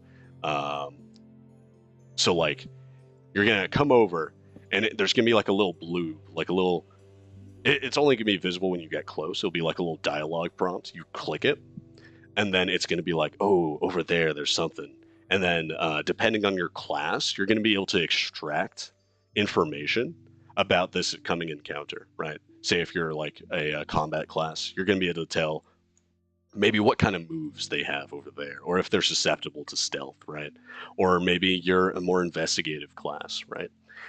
You're going to be able to kind of get a little foreshadow of the area. And what the dialogue is going to look like is sort of just what we have for NPCs. Title, responses. But yeah. And so what I mean with that is we're going to introduce stealth this way. So we're going to be like, oh, there's the prompt is going to say like, oh, there's some bushes you could use to sneak up on this guy, or something like that, right? And then we'll have, of course, we'll have our tall grass, kind of somewhere in here, not here, of course, but you'd be like, oh, we can use this to get close to the enemy, right? And it's going to be really cool, I think.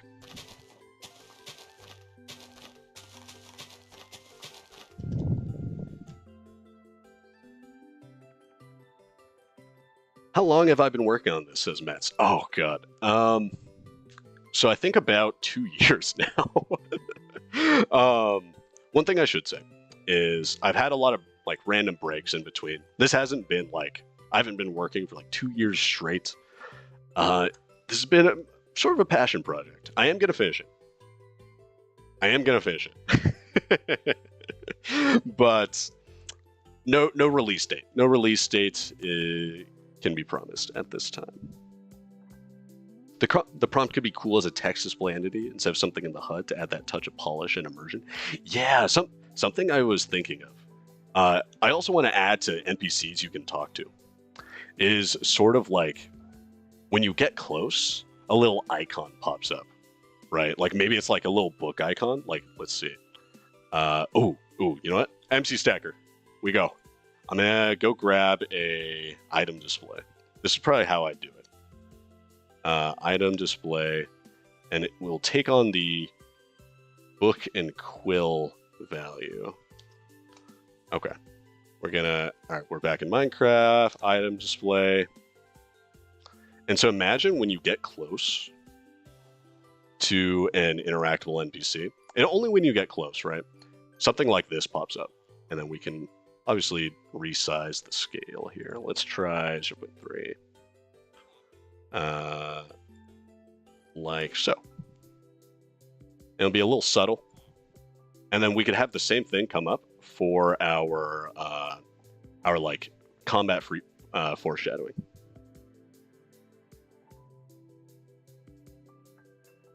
Hey Gecko, welcome to the stream.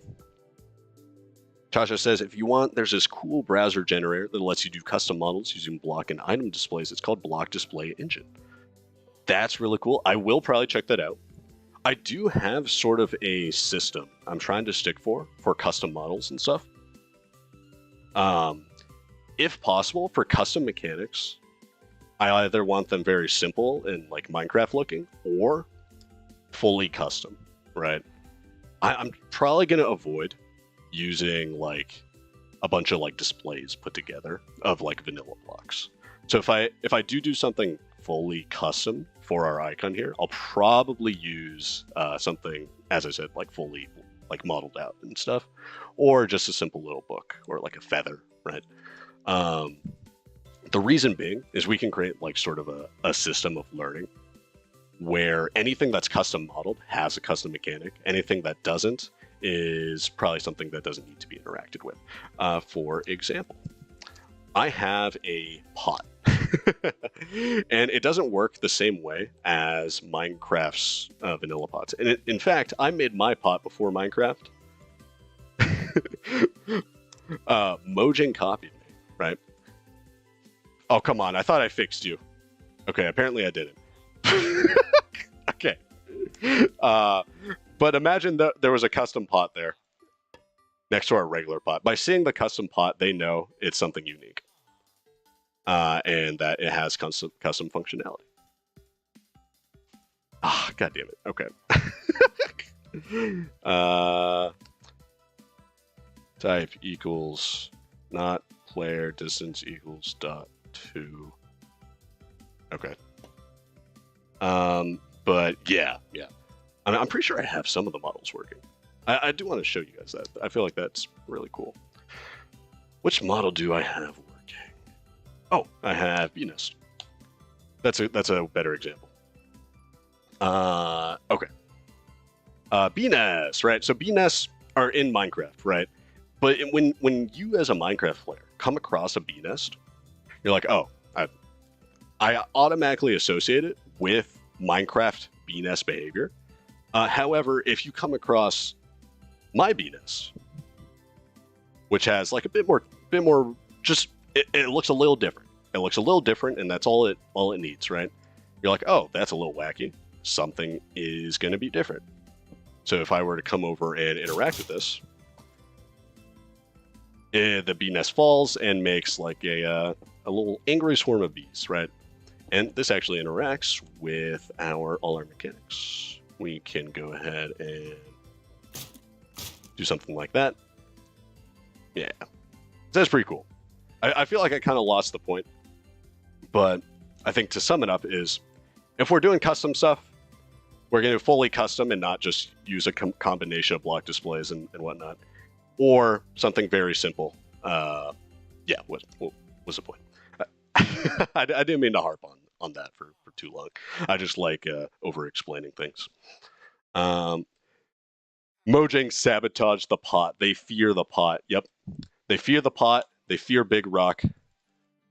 Come on, Mojang. Okay. Water break. I'm still here.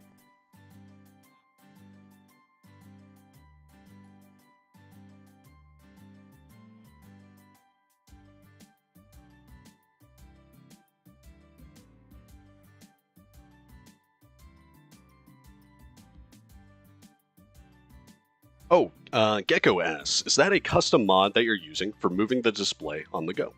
Yeah, this is a mod. This is called Axiom. It has a ton of cool building tools. It's like World Edit, but better in almost every regard. And it has a custom little quirk of being able to manipulate and interact with invisible entities, like item displays. And it's super useful. If you're building, if you're doing adventure map making, either. Super useful tool, would definitely recommend. Has a bit of a learning curve, but not too bad. Not too bad at all. Okay, you know what? Let's just start placing blocks in our little bandit cave. There's a lot of nonsense. There's a lot of holes and stuff we need to seal up. We're just going to start closing the walls in. Okay. And more in the fun way. Don't worry. The walls are not closing in. Okay. But we're just going to start defining this area a bit more, because there's a bunch of nonsense from when I was like carving out the ground. But yeah.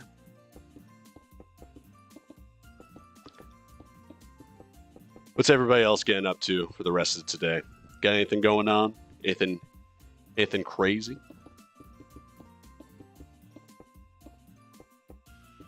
There are a bunch of cool games coming out lately. But I have so many games that I need to finish. They're just sitting in my Steam library.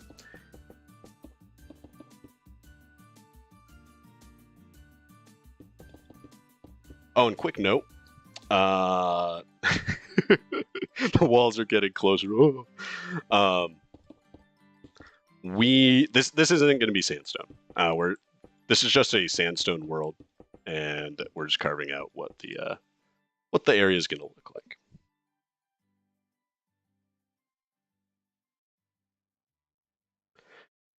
Nurman, hey, welcome. Hey, Aman. Yeah, that could be a good idea. It's like the little dialogue bubble thing, right? Mystic says they're working on an RPG server, yo. That's pretty cool, man. Don't worry. I won't sue you, probably.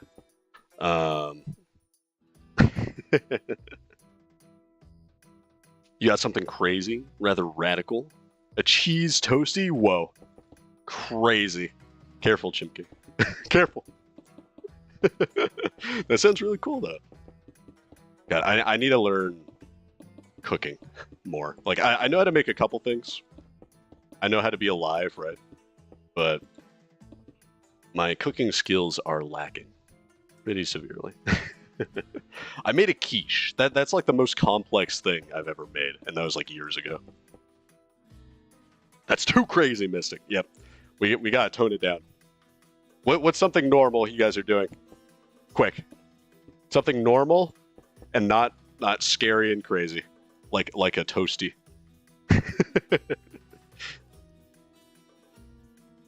Yeah, yeah, Mon. I think if I were to go into the resource pack files, we could extract it and attach that to custom model data. That's definitely worth looking into. I'm going to check that out.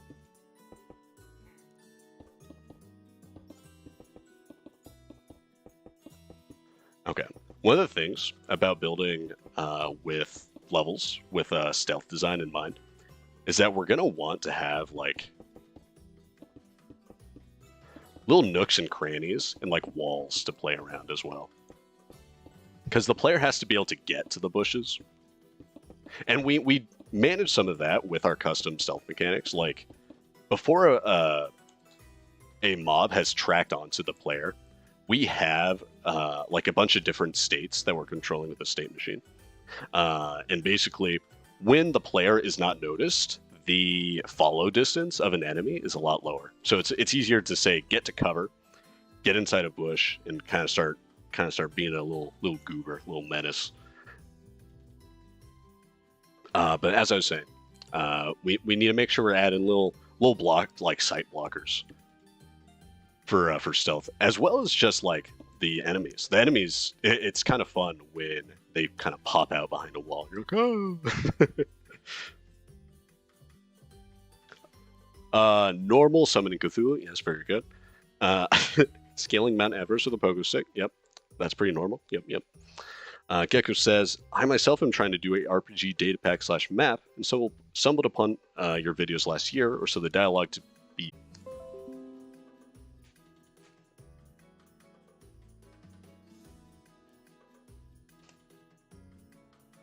Okay, I think we're back. Hello, Tess. Okay, yeah, I think we're back. But as I was saying, Gecko is making RPG data pack, map, and stumbled upon my videos last year, so the dialogue to be specific. Because I myself just know the bare basics of programming, especially in Minecraft. That sounds like a really cool project, Gecko. I'm glad that you like the videos. Minecraft's a pretty good place to start. You'll learn a lot about like JSON, especially, which is still applicable to general programming languages, and you'll be using in other places. But yeah, I'm glad you're finding something cool to do like that. I'm always a big fan of making stuff. Making stuff is cool. Like cheese toasties. Cheese toasties are pretty cool.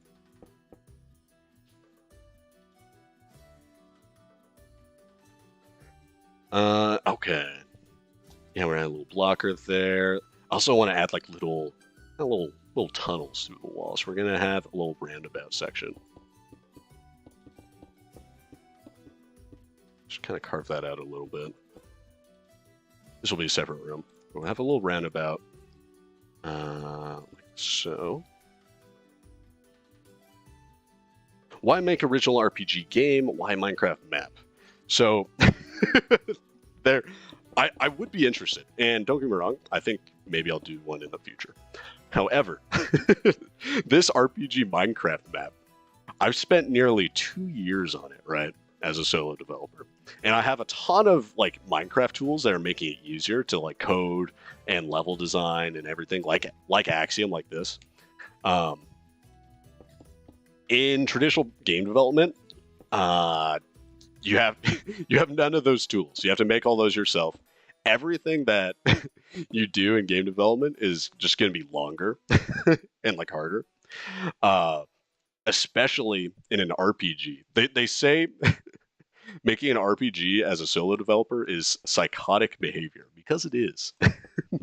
There are so many moving parts, so many things you have to do to make an RPG work. Uh, and making it in Minecraft just makes that a little bit easier. Little bit easier.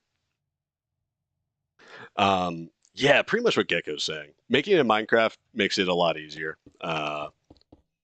And honestly, a lot more people are probably at least going to take a look at it, or at least going to try playing it.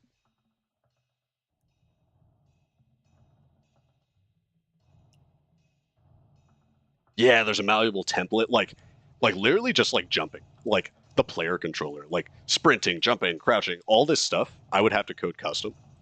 And like I know how to use like Godot and Unity, but I'm still not very good at it. So having to do all that from scratch is just it would take a long time. A lot of learning as well. It'd be a lot of learning of things that like I don't already know how to do, which isn't like a reason not to do something, but it's definitely not like helping, right?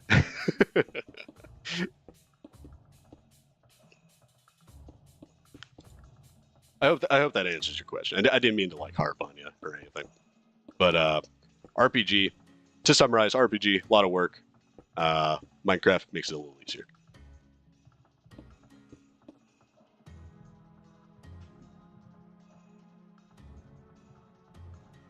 Hey, Cha Cha.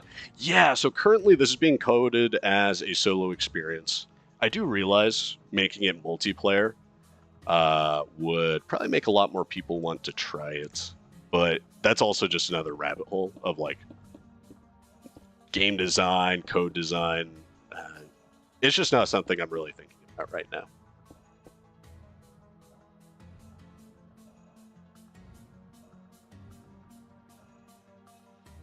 Yeah, Roblox has a good template for making games, getting started in game development, especially if you're like younger and trying to dip your toes in for the first time. Roblox is pretty great.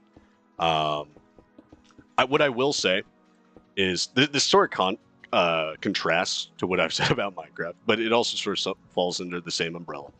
If you're looking to get into game development specifically, um, Minecraft is decent for a start, if especially if you don't mind like not making money, right, or like not going like official. Um, Basically, you should do it because you like it and you love it. But building a game on somebody else's like game or like platform, it takes away a lot of the control you have over the project. And I would recommend just learning specific game like traditional game development if you're looking for to go like a bit more serious, looking to have a bit more control over your project. Uh, yeah, if you like Minecraft, like I do, like I'm sure how we all do here, or a lot of us, do giving adventure maps and stuff is not a bad way to go.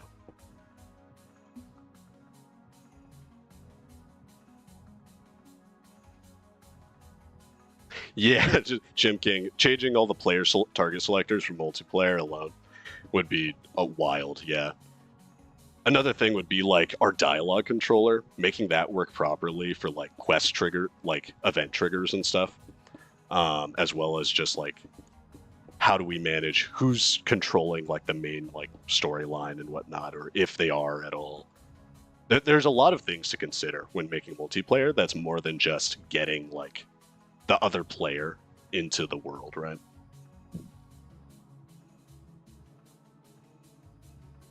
Yeah, datapacks are good for just like learning and passion project. That's basically what I did. That's how I actually got started in game development was I'm actually an English major, and I started learning datapacks for like my friends' Minecraft, or for like the server I was hosting for my friends, and eventually I got a little deep into it, and then I was like, oh, this is really cool. Started learning more about it, and then I eventually started learning like C# with Unity and Godot script, and it's all been from there. Game dev fun, game dev cool.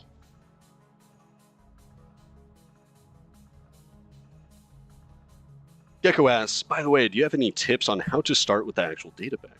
Right now, I'm just basically sitting in front of the built map and some empty folders without a real plan on how to start the coding. Yeah. So there's a couple channels I usually recommend. CloudWolf is great for learning specific things. CloudWolf on YouTube. He'll teach you how to use like specific commands or activate like how to make specific mechanics. But to learn the like foundations of data packing, Timberforge used to be a good YouTube channel for it, but there's just been so many updates to like commands and data packing since he last uploaded a video. He kind of quit YouTube, where it's hard to recommend him. I think the best way nowadays with all the changes is to use channels like CloudWolf and also just start digging into data packs that other people have published. So like take mine for example, like download like a data pack. It could be my data pack, and just start digging through it and changing commands, changing lines, and just start experimenting, right? Be like, oh, what happens if I change this? What happens if I change that? And that'll help you build an understanding of how things are working. But I would also start with like small data packs as well. In terms of what you should be like going in and editing. That's actually part of how I started learning. I downloaded some data packs I thought were interesting and just started changing lines.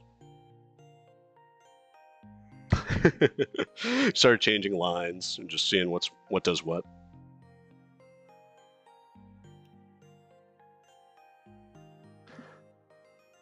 Okay, yeah, I feel like we've sealed this in pretty well.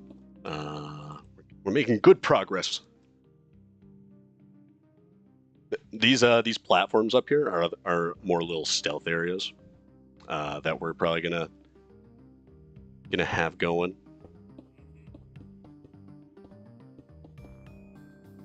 There's little platforms and like areas for the player to kind of smush themselves into to use the stealth. Yeah, everybody knows CloudWolf. CloudWolf's so good. He's taught so many people. Oh, another thing that's another tool that's really good for starting out. Let me get a sign. Just write it out. MC Stacker. I believe it's .net. Yeah, mcstacker.net is incredible. Okay, it's a command generator that'll help you learn the format for how like to literally write commands. mcstacker.net will help you like generate a summon command. It'll have a bunch of like fields that you can edit. It'll be like, okay, I want this to be a polar bear. I want it to have this custom data. I want it to have these tags. Really good stuff. mcstacker, use that especially when you're still learning. Mesode.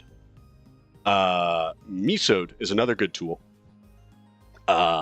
Which is more for, I think you can still use it as a beginner, and I definitely keep it in mind. But Mesode is definitely really good for generating your JSON elements. And what I mean by JSON elements are like loot tables, predicates, advancements. If you want to edit that side of a Minecraft data pack, Mesode is fantastic. I'll just leave that sign up. But yeah, Amon's right on the money, guys. If you're learning data packs, Slice Lime is also a good resource. Slice Lime makes technical change logs for every like data pack update Mojang adds to the game. Yeah. I realize I've said a lot here, Gecko. Don't mean to kind of overload you, but mcstacker.net and Mesode are good tools. Let's label that tools. And then good channels for learning are Cloudwolf, Legitimus, and Timberforge. And we'll label that YouTube. Okay. Yep. All right. We're going to go back to building. My biggest issue with learning code things is a lack of language, which makes searching for info on how to do things next to impossible. Oh, shoot. Do you mean like your like English isn't your first language and it makes like searching for resources harder?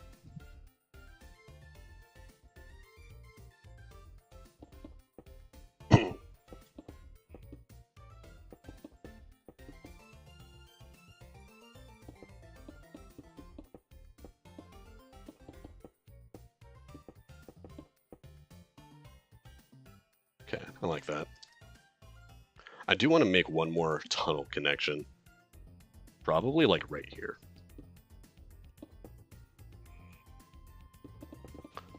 There we go. What are you doing here? He's in the walls. He's in the walls. Oh. And to middle click the sandstone. Okay. A little floor out. Make a little tunnel connection.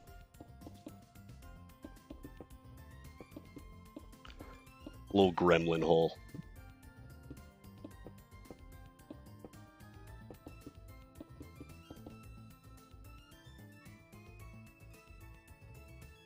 Gecko says, yeah, I tried looking at custom GUI, which most people just said use a resource pack. Yeah. So like, if you just want to change Minecraft's like GUI, resource pack is probably the best way to go about it. But as for like making like a fully custom GUI with like custom functionality, that's like a whole different beast. And probably pretty hard for your first like data pack project. Drake says, I just don't even have a Bedrock understanding of coding. Well, I think Bedrock has its own like system as well. Unless you're referring to like you're making a metaphor, like a Bedrock foundational understanding. I feel you. It's pretty hard. I do recommend checking out the YouTube channels I mentioned earlier and using these tools if you want to learn data pack development. And also just download like small data packs and just start tweaking. Just start looking at them, open them up, review the code. You can do it. I believe in you. Yeah, just a foundational understanding. Gotcha.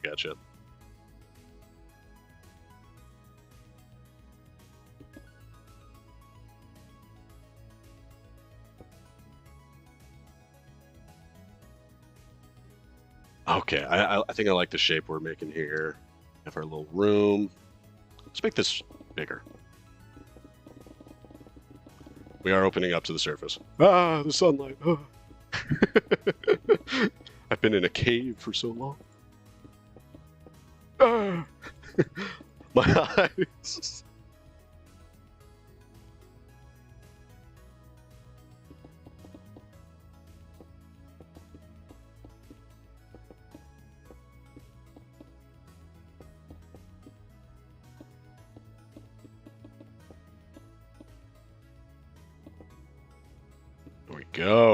There we go. We're looking good. We're looking so good. Let's also dip this down.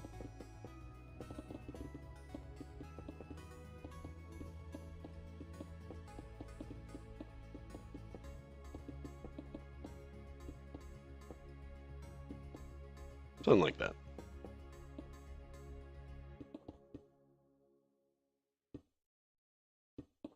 I saw somebody mention Elden Ring DLC earlier. Oh, I still need to catch up on Elden Ring. Guys, Elden Ring is so cool, but I've barely played any of it. I've played like 4 hours, and I think the first like 2 hours I was just fighting Tree Sentinel because I was like, I'm built different.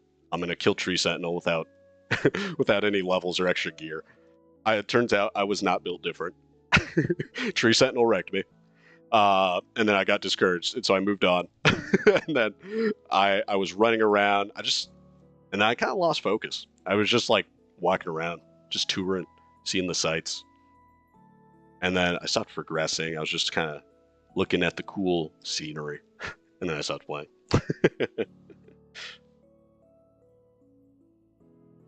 Elden Ring is I need to return to it. I need to return to it.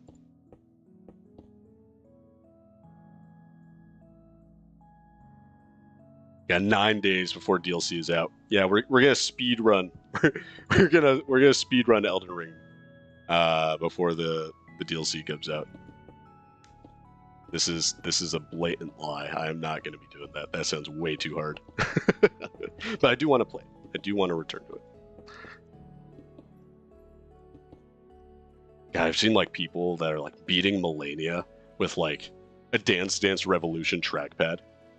That's insane. That is psychotic behavior, and I respect it. Let's build up another little goober wall here.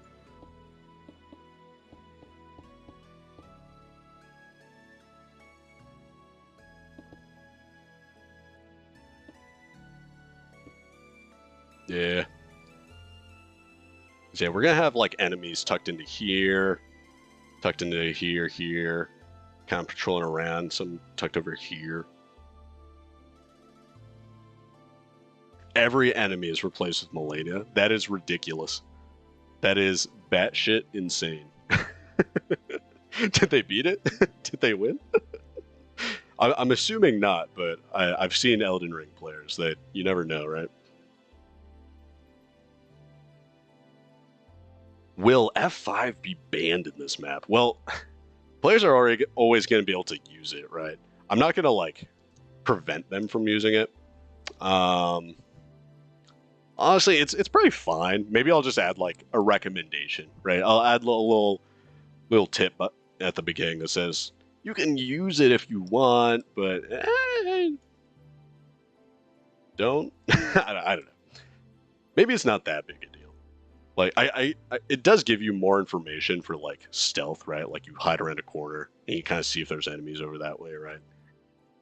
I'll probably add like a little recommendation to not use F5 at the beginning.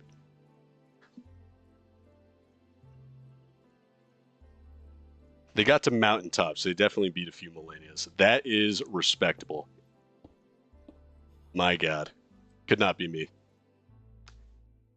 I kind of want to go back and fight Tree Sentinel now. I want to torture myself with a Tree Sentinel. Hey, Gecko. So my Patreon is only for early access, right? And what that means to me is if something is like has a lot of progress but isn't ready for publication, I'll put it up for early access so patrons can enjoy it. But that generally means it's not bug tested, it's not fully balanced, it's not ready. Like it doesn't have like a publishing page ready, it doesn't have graphics or like information, like a wiki. That's what early access means to me. And so my data packs will go up there if regular publication is not ready, but it usually means they will be eventually available for the public. It just means they're not ready yet. But yeah. Even data packs that I work on and I don't publicly release, I still release for free on Patreon.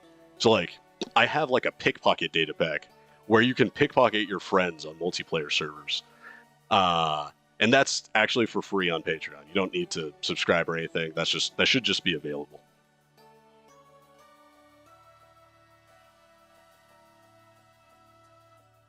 But as for just in general, yeah. So like my recent 6.0 plus update of True Survival was available early on Patreon.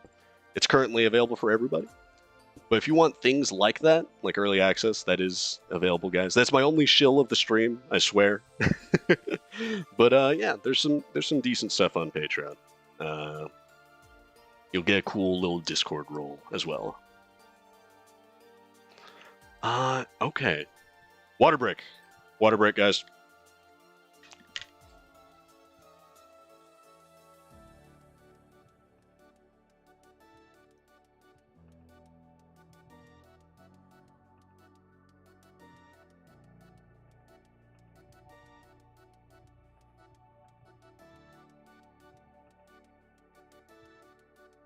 Stay hydrated, gamers. Drake says, didn't Mojang recently make sweeping changes to datapack structure in the most recent updates? Yep, there are some big ol' updates. We're back. We're back. We're back. Honestly, this is part of why I don't stream that often, because my internet's pretty poop. So I do appreciate you guys sticking around, despite the unfortunateness. But yeah, I'm having a lot of fun on this stream, guys. This is I haven't streamed in a while. And this is cool. I'm having a good time. Time to make a server just to pickpocket my friends. Nice. Let's go. Mojang's trying to stop me. You're right. It's really messed up. It's a problem. All right, we're gonna start texturing this area. It's long overdue. Okay. All right, but let's do Axiom. We need to increase our Axiom practice.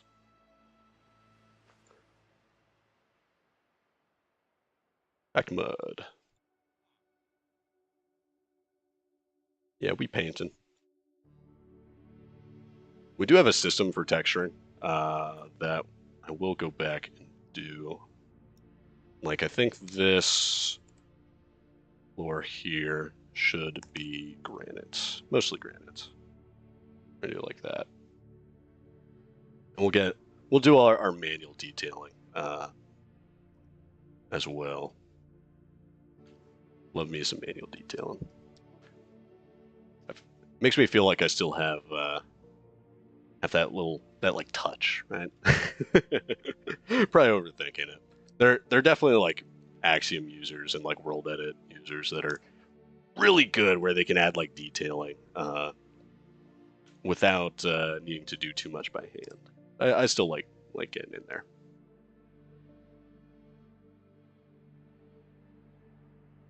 May I ask anyone if the chat needs a video editor? Well, you've sort of asked already. I generally say don't DM people or at people. But if from that message anybody wants to, wait.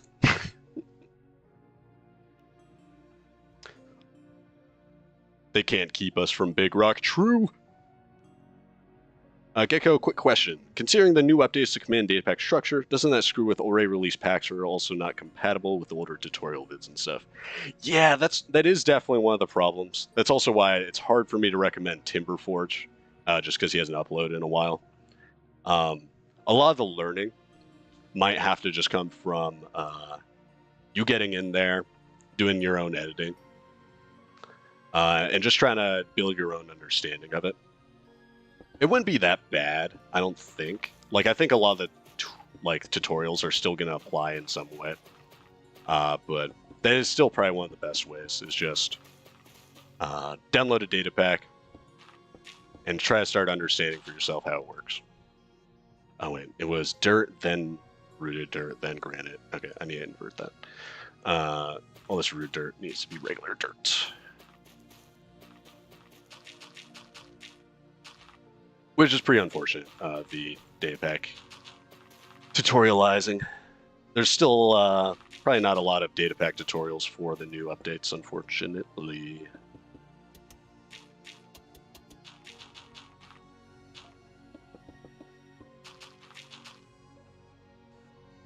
Then we wanted pack mode.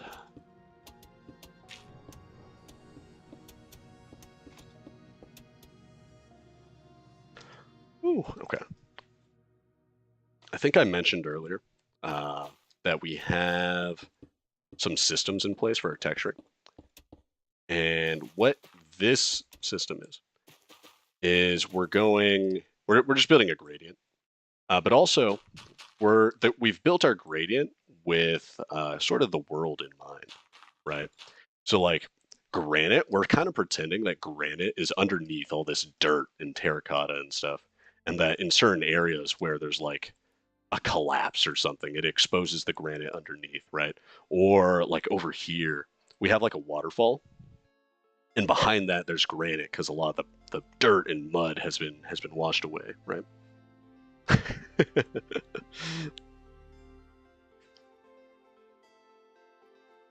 No, Gecko, please. It's never a better time than right now to start. I believe in you. You can do it. Just go in there. No pressure, right? Just think, I'm just gonna go in here and see what's what. See what's going on. Just start changing commands around. See how it feels.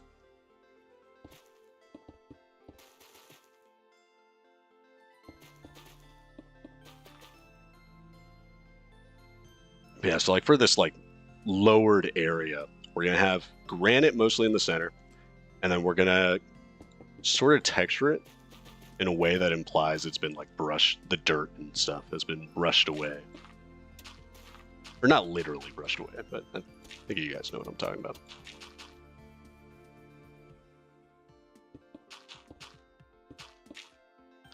And eventually this dirt will become packed mud. And the packed mud becomes brown mushroom block into terracotta. So we have a full gradient. And for the most part, we're going to be using terracotta for like the rocky, not rocky, but like the harder bits of the wall. So like we're going to go like this from brown mushroom and kind of poke the brown mushroom up into terracotta. Like that. And in terms of texture, it's pretty close. They're both pretty smooth, and I think it works pretty well. Also, the transition from brown mushroom and packed mud is excellent. It's beautiful.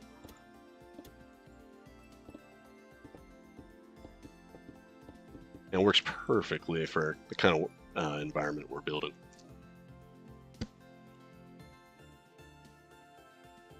Oh, see, like that's already doing so much. I love that. Let's finish doing our dirt texturing here.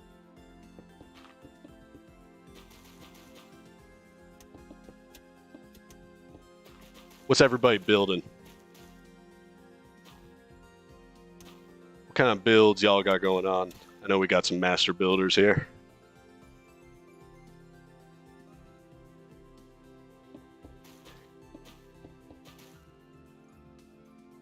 Yeah, love me some B-dubs. B-dubs is so inspiring. Whenever I'm feeling like burnt out from building, I watch a bit of B-dubs. And like part of me is like, God, he's so good. But it's just also, it's like frustrating and inspiring at the same time, and I love it. Makes me want to practice, is what I'm getting at. I'm like, I want to be that. Want being the key word. I'm not. Yeah, it's a bit long waiting. He's really cool.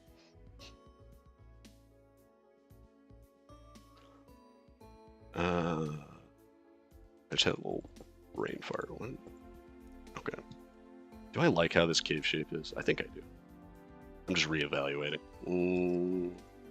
Okay.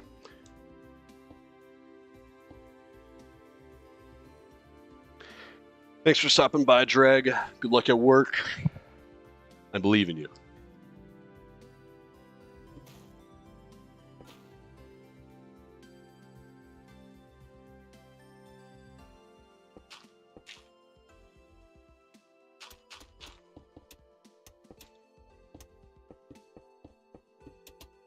One cool little trick that I like with environments is don't be afraid to like combine the textures of the floor and the wall and have them like poke into each other a bit. That's what helps make it feel more real, in my opinion.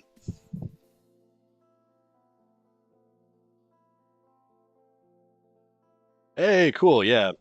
That's words. Gecko says, I'm going for more of a Skyrim-like world in terms of style, more Nordic European, but there's also some variations in biomes, like with jungle and stuff. That's really cool, dude. Yeah, I guess what I'm going for here, I took a lot of inspiration from sort of American environments, actually, because I was like, there's not really any RPGs set, or at least inspired by American nature, right? And so this is sort of I have like a folder just of images that I've used to inspire this area, um, and several of them are from like the Grand Canyon and bits around there.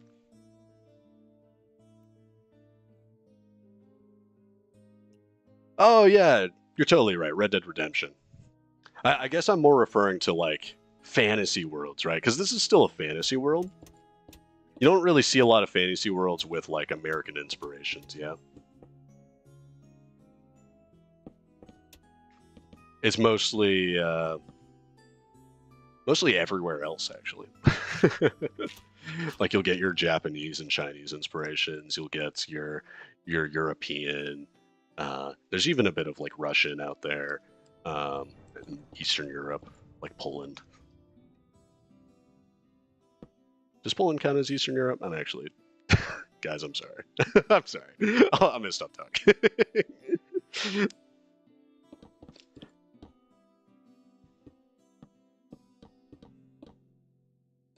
Oh, I do like how that's coming together. Okay, let's use our paint tool a little bit and get our terracotta going. The ceiling should be mostly terracotta, probably. What did we do in the grotto? Let's check out the grotto. Yeah, we did mostly terracotta for the walls and ceilings here. Okay, yeah, that's consistent. Every once in a while, I go back and make sure we're still consistent with designs we put in other places.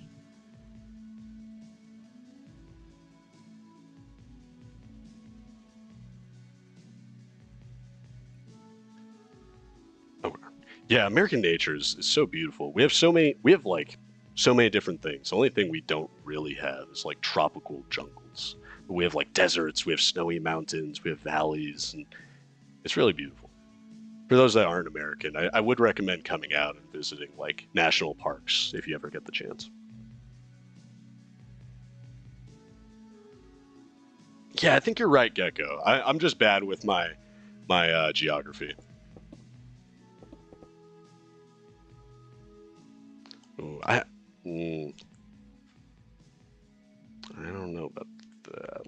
It looks a bit rough, this transition. I want to make this have like a flatter edge. Like, let's broaden it a little bit. Terracotta can look a little weird when it's used in a lot of like quick edges, I think. Like if we do like that, right? Rather than like kind of spacing out the curve, right? But to achieve that here, we're gonna want to poke in this way a bit.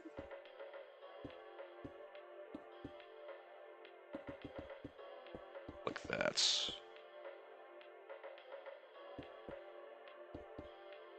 Ah.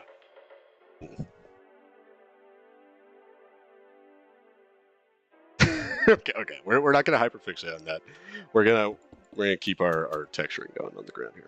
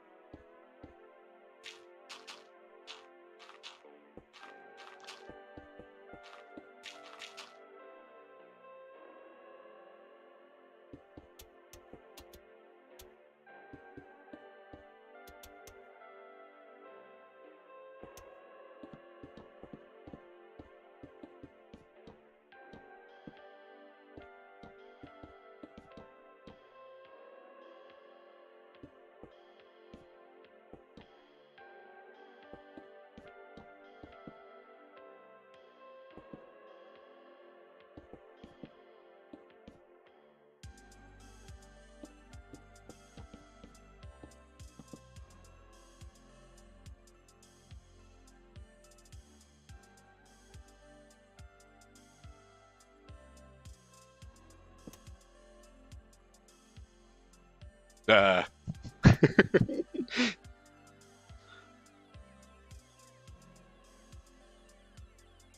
Gecko says, I think that in order for terracotta to look good, you have to find the right environment and amount of terracotta inside context or something. And I've never been on a level. I appreciate the compliment. Yeah, the terracotta is a funny block to work with. Yeah, it's kind of hard to make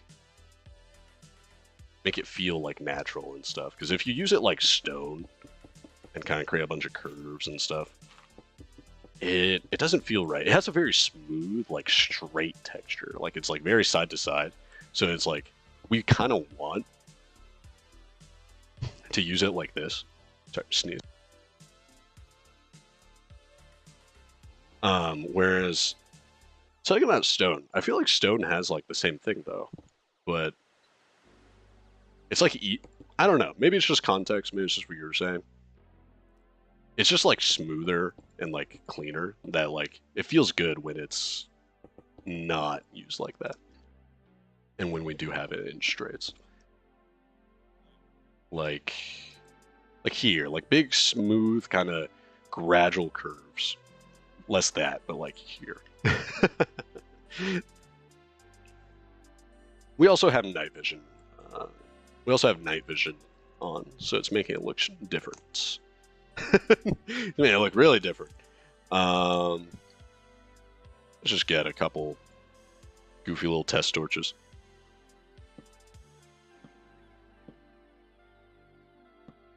Obviously, that's not how we're going to do our lighting, but we do want to get a general feel for it while we're building. Okay. Yeah, without the night vision, I think it looks a little better. We're going to leave that as is for now, but let's keep going.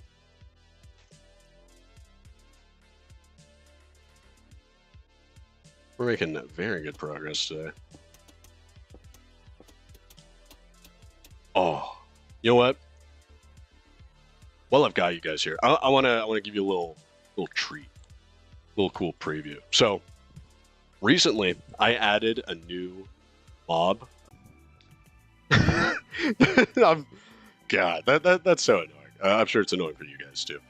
Sorry about that. Okay, but as we were saying, I think everybody's back, right? Oh, ads are running. I'll skip that for you. I think. Okay. We're talking here, YouTube. Okay. We have to add a reason for stealth to exist, right? And so mobs have to be dangerous enough for the player to want to go into stealth. But what we've done, instead of beefing up health totals and damage numbers and speed, we did change speed and damage a little bit, is add a dodge ability. So let's spawn in a goofy little bandit. Okay, so we got our normal little guy here. And I'm just going to add this to this display. Enemy dot dodging timer. Okay. Hey, Markimus. Welcome to the stream. We've been going for a bit. We're just touring our adventure map here, and I'm just about to demo a dodging ability that I've added to our enemies here. That all are getting some custom AI. So I'm gonna aggro it, and so he's gonna start dodging side to side while I'm like trying to punch him, right? And so sometimes he'll dodge back, sometimes he'll dodge to the side. But this is just a little test dummy that has the new dodging AI, and so like if you're not ready, he'll come for you. He'll come for you, and he'll dodge your attacks and stuff. But yeah, pretty cool. And so he'll do that all while he's aggroed. But now that we've gone away, he'll slowly become not aggressive. And you see now that he's not aggressive, he stopped dodging. That's just more of our enemy AI state machine playing into or showing how that works. Interacts with our stealth system and everything. Great stuff. But yeah, I can't wait to actually give this guy like a weapon. I'll probably beef up his speed a little bit and probably reduce the chance of a backwards dodge. I think the sideways dodges are more dangerous and more fun. But basically, imagine like 3 of these guys come at you at once. That'll be fun. That'll be fun. All right, glad we got that. We got that showcase before we had another disconnect. But yeah, let's get this guy out of here. Let's keep texturing.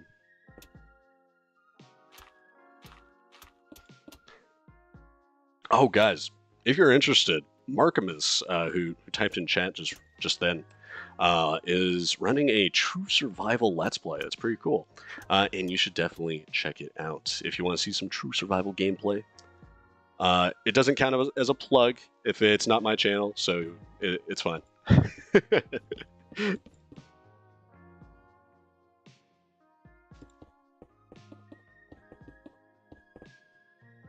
That'd be there. Yeah.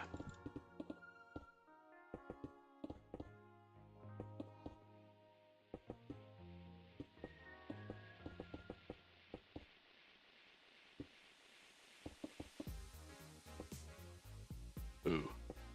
Ooh. Okay.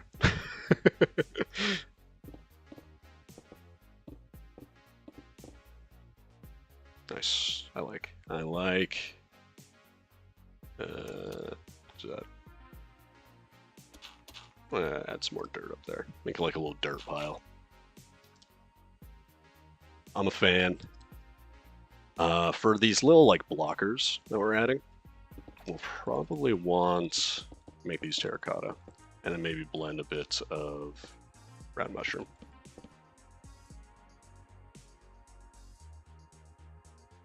Ooh, episode 5 coming soon. I'm excited.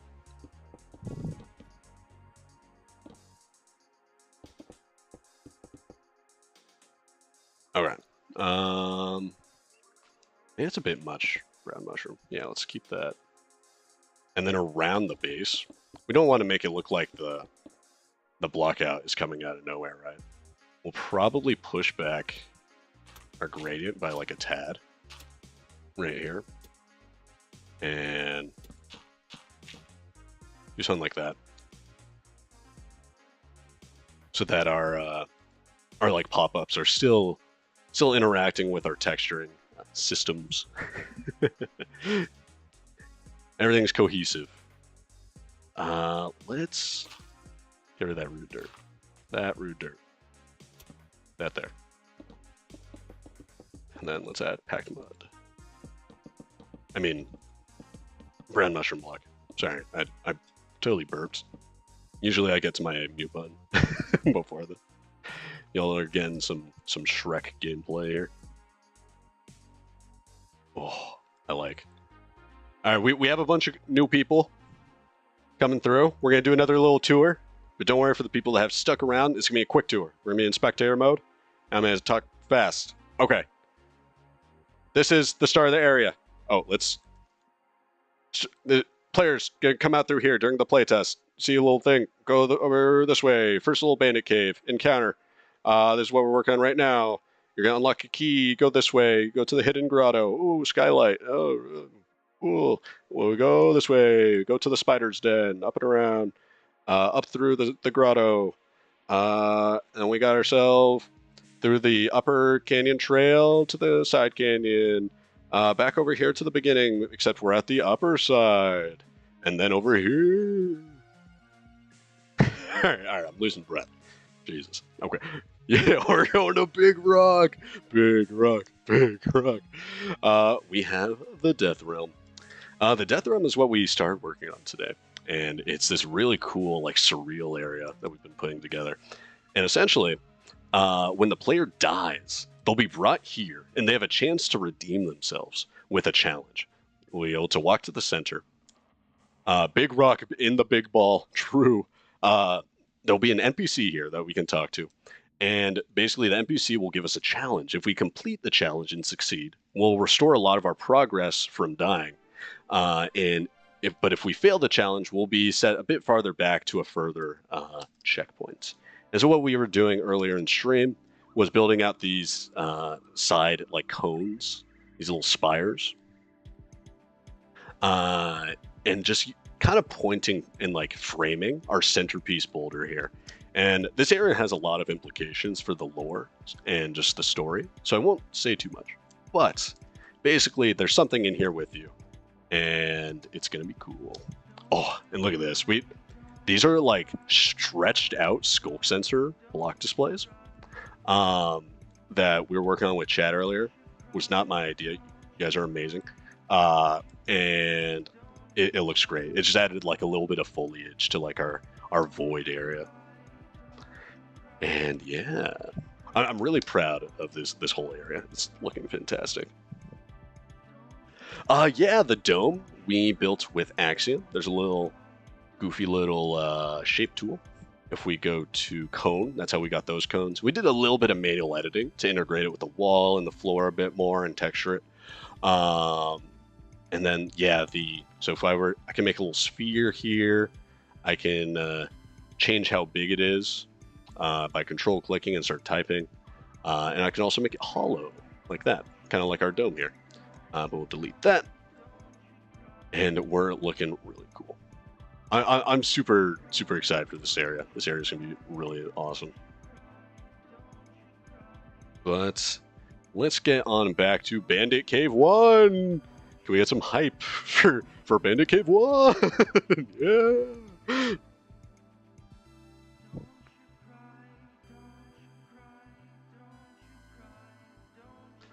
Markimus says, that's awesome. Are the NPCs reading or spoken, if that's possible? Also, if you need a VA for some parts, yeah. Right now, it's funny you mentioned that. Right now, it's going to be just text. But if we have the time, I definitely am like designing it so we can add voice acting, and I want to add voice acting. But it's definitely a luxury feature. I think it would add a lot to like the feeling of the game, and I want to add it. But as far as completing the game, it's not like in my priorities, if that makes sense.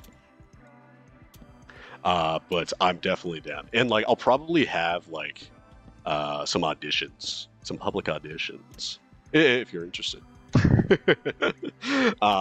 for some of the story going forward.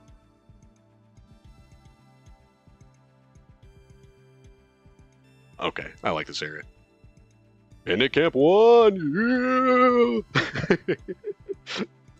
Oh god, I snorted. Okay.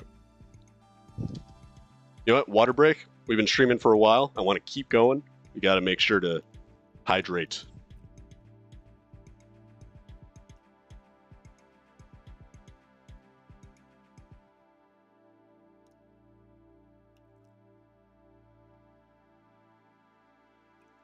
Yeah, Markimus. There's a lot of different ways we could do it, and in ways we could like sort of making it less laborious for the actors.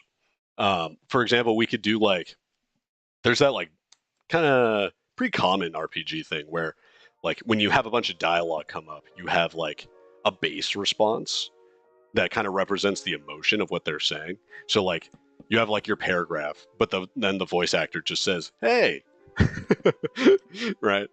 So there's like definitely a bunch of ways we could reduce the workload.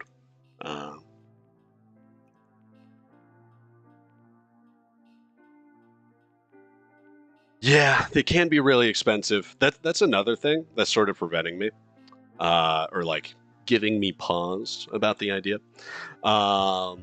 Basically,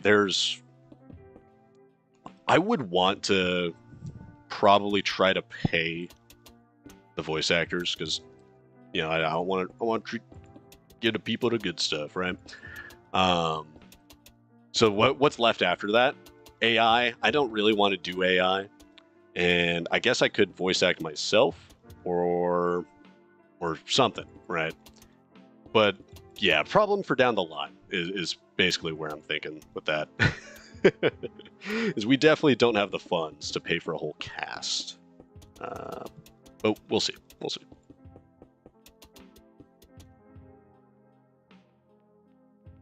Hey, you do it for free? Hey, appreciate that, Marcus. Yeah, I definitely want to think about it more going forward. because I do want to treat the people. I don't want to be that guy, you know.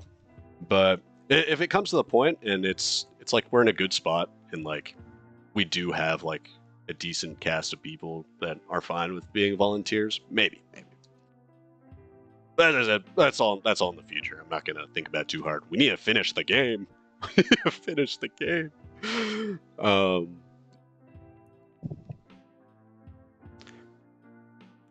Winter asks, how come you only have 3K subs?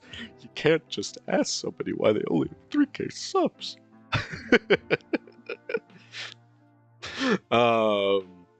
Yeah, I've been making YouTube videos for a bit now, but I'm pretty inconsistent.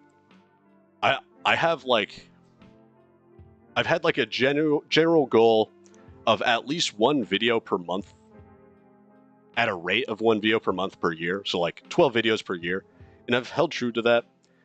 Nope, delete. But it's hard to gain traction on YouTube if I'm not uploading more than that, or if I take like a break. It's definitely in the goals. I think, if possible, I would want to be just making games, making YouTube videos, making like Minecraft creations like full time. I feel like that'd be amazing, but not really in the cards right now.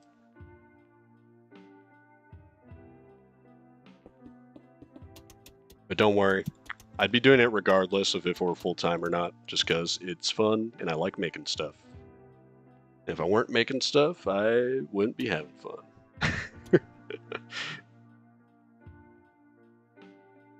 Ooh, that needs to be that. I kind of want to extend the packed mud section here.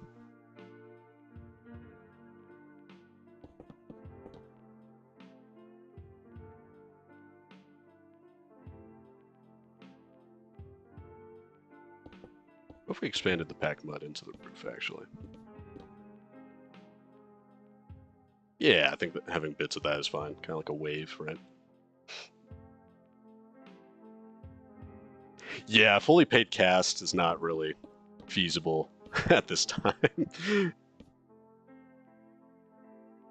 Like the guys I know, I made an indie RPG in the South Gothic Witcher kind of way with around 20 hours playtime on average, and VA would have had the most expensive thing of the whole development. Yeah, it's like surprising. Like if you're not in game development, you might not realize it's just there's a lot of costs everywhere, and so if you're not like learning to just do everything yourself, you're going to be paying out the butt. So like a lot of indie developers, that's why so many are just wearing so many hats. Like your 3D modeler isn't just a 3D modeler. They also know how to animate. They know how to texture usually. They know how to navigate the game engine to implement, right? So we're at a necessity. Game development is expensive and hard. AI text-to-speech has gotten good. Yeah, I know that's gotten good, and I know some people use that. I'm not like totally trying to like drag on them or anything, but it's just not my thing. Especially as I mentioned, I make these sorts of things, especially this map, to be creatively fulfilling, right? And I don't think I'd be as creatively fulfilled if I were to start using AI.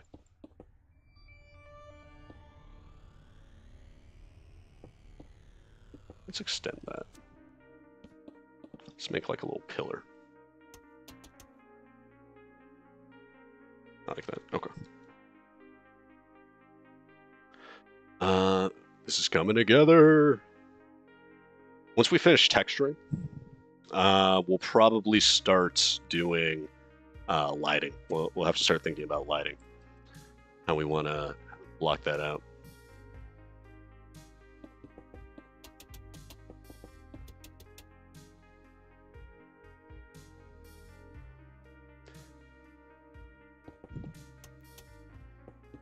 Hey, thanks, Winter. Glad you like True Survival.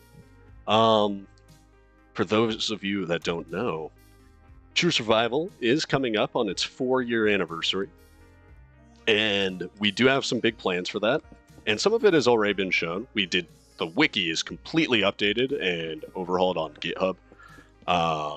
So like information is completely up to date, which I hadn't done in like 2 years. So that's there, and I'm planning on releasing some more videos and probably doing another full feature showcase with True Survival in celebration of the 4 years.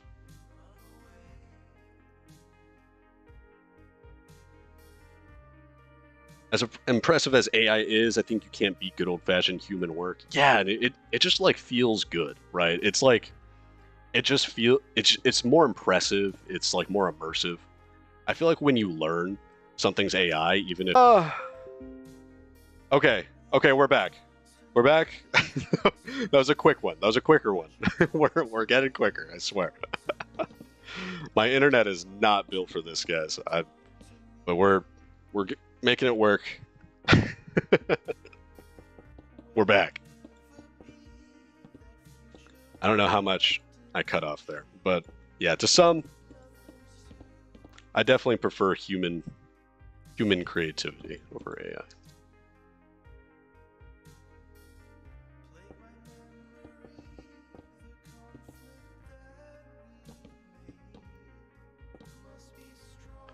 Ooh, love how this is coming together.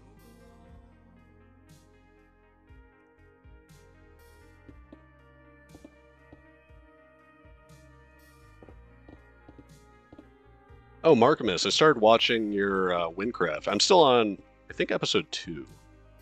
But yeah, it's really fun. I like how it's more slower paced.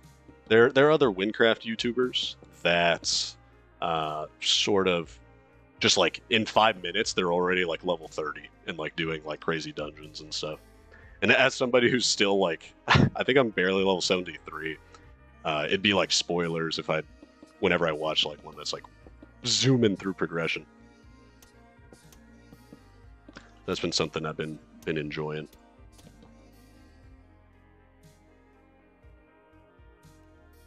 Any Windcrafters out there?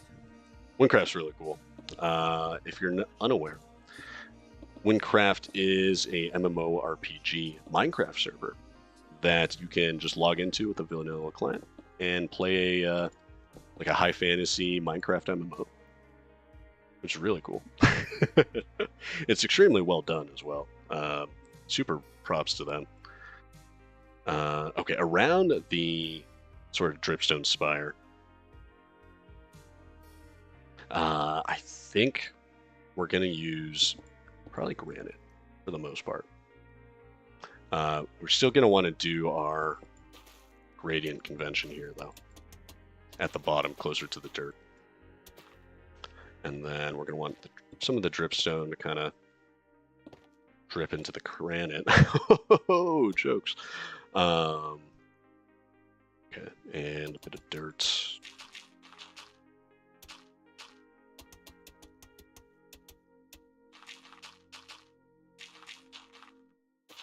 Kind of trickle the dirt a little bit, so it's not just a straight line. Okay. We're looking beautiful.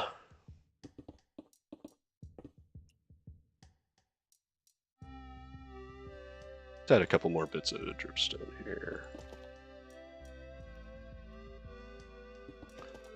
Basically, what we're doing with this is we have these giant, like, dripstone spires as one of sort of our environmental motifs.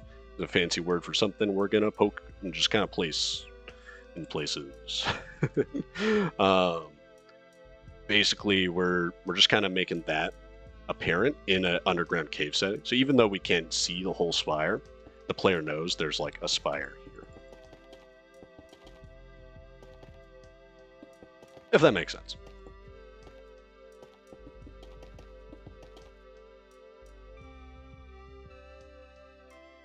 Winter asks, will you ever get someone to help with your projects? So for this project, I think I might. Basically, the plan is I'm going to do the playtest, which is hopefully soon. Once I finish this like section of the map, this like stretch, basically everything we've seen, just like that I've showed off here, is going to be what's in the playtest. Once I finish that and get like feedback, then we'll think about scaling up the team and how we might go about doing that. Because sort of similar to what I've said with a voice acting problem is expanding the team comes with more than just decreasing the time it takes to make the game. Making sure people are, like the people that are working on the game feel respected is something that matters to me. And so just solo developing for now is a lot easier. Especially as like we're still we don't have like something very clear, I guess, for me to just start giving directions to people. And hopefully after some feedback from the playtest, we'll have a much clearer vision of how to give direction. Because I have like all these ideas, right? And they make sense in my head, they're cohesive in my head, and they make sense on paper, on the like design document and whatnot. But nothing beats good old player feedback. So we gotta get that going.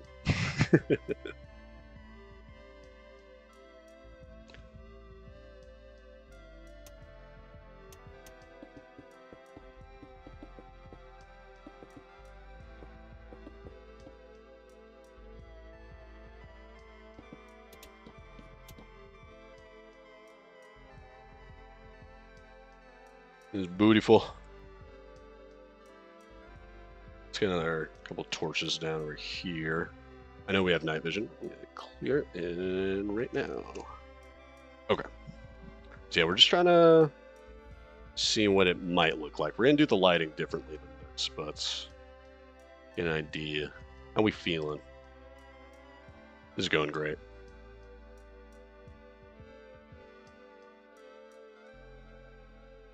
Oh yeah, later, Gecko. Thanks for dropping by. Glad you enjoyed the stream. I think I caught you a bit late.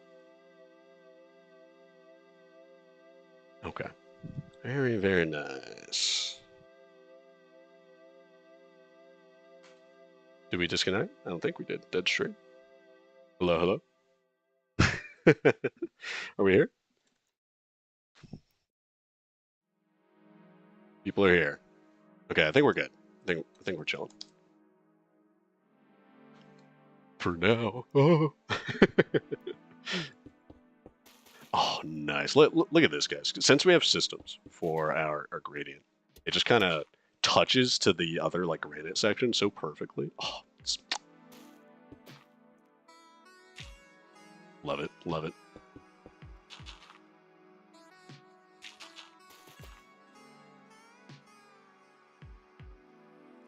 Lag? Oh, gotcha. Yeah, my internet is not the greatest for streaming, but I like to do it anyways. Thank you guys for stopping by. We're gonna be going for a while yet. Still, I'm having fun. Water break.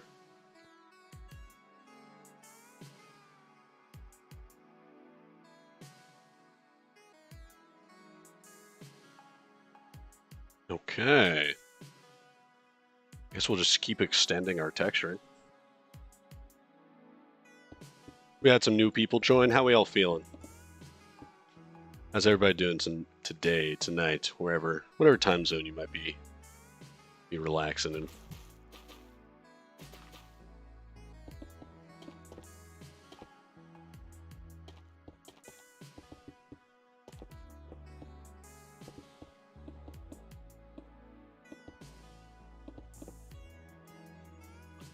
We're gonna extend our granite right here. Make this area extra rocky. With the inclusion of our like spire, or dripstone spire.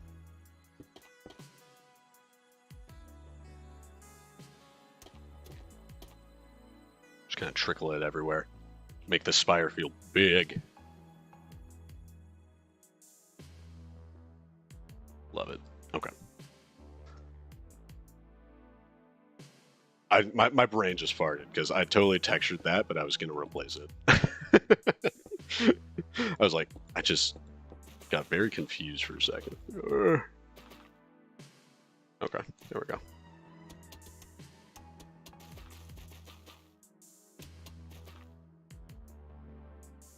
Like so. I like this.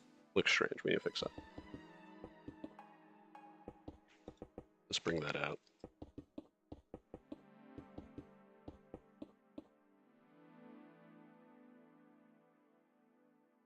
Yeah, Markimus, for the 4 years, we're going to do a new full feature showcase. Hopefully going up around the anniversary day.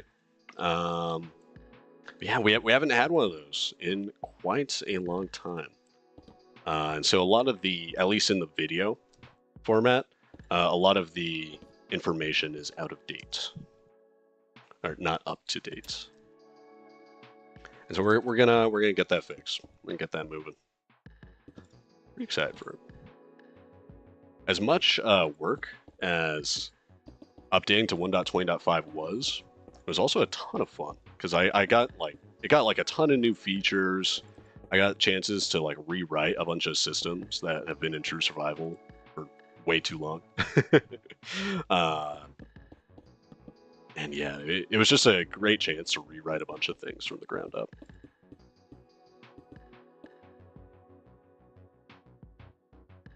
Hey, nice. Yeah, for now, the best resource for information on true survival is the wiki. But hopefully we'll have the full feature showcase updated shortly.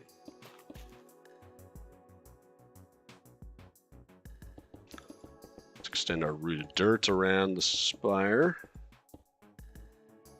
Oh, we have some more granite here. I'm gonna plan around that. Oh, if anything, let's kind of connect these blobs. Like so. Usually I don't like using granite like this, but we're going to be in a dark cave. And it also help add a little bit of interest, a little bit of character to this section.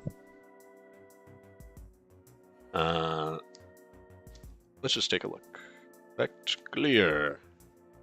Obviously, again, the lighting's going to be a little different. It's going to be a bit more like that, right? I know on YouTube it might be a bit darker than what I'm seeing, but I think that's going well. Because in the dark, this palette blends so well. It's so beautiful. I'm a big fan. Winter Wormel asks, when's the next time I'll be streaming? Unfortunately, I don't know. I kind of just stream whenever I find I have the time to. I try to let y'all know within a day when I am streaming to just keep out for that notification. I also let people know on Discord when I am. So if you're looking to keep up with streams and just general progress on this project, join the Discord. Okay, no more plug, no more plug. Hey, Billy, welcome to the stream. We're building. And it's going pretty well. We made a lot of progress. We're doing some gaming.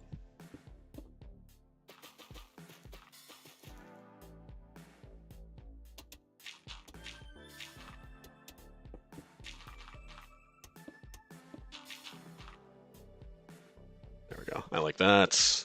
I will await your message. Awesome, dude.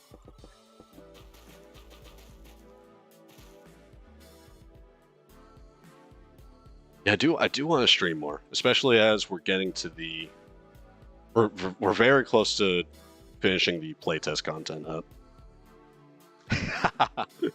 True, Billy, true. If you want early access, check out the Patreon. It's one of the best ways to support the channel. I do appreciate people just tuning in, but things like the Patreon do help more than you know, and I appreciate it.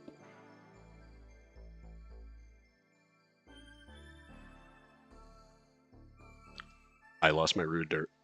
Give it back.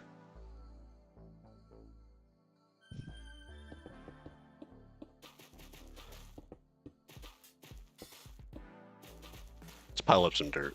This little cave section needs to be a bit grubbier, a little grimier.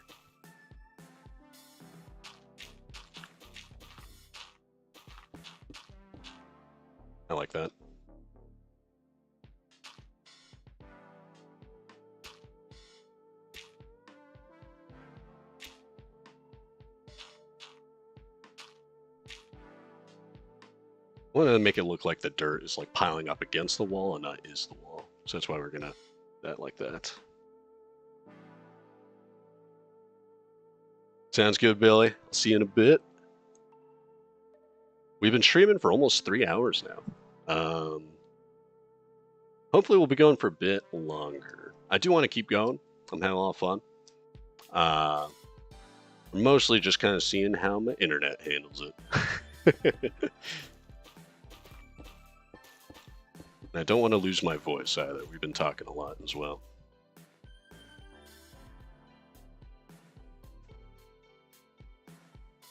If you join the Patreon, you get the ability to fly. True, Mystic. True. Huge.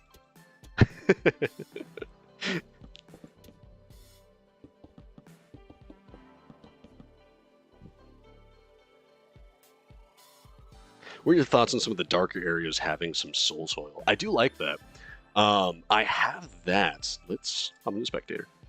I have a very specific spot for soul soil and that color. And that's going to be in the spider den over here. We have like just this muddy area. Just like to imply it's gotten like extremely wet and gross and grubby. But yeah, so we're going to extend this spider cave. I know it doesn't look like a spider cave because there's no spiders in it, but yeah, this is probably where we'll use that sort of convention. As for darkening, I do have a convention I haven't used in this section yet. Let's go grab it. In some of the ceilings, I'll use dark brown terracotta. And we could probably start doing that over in Bandit Cave 1 as well.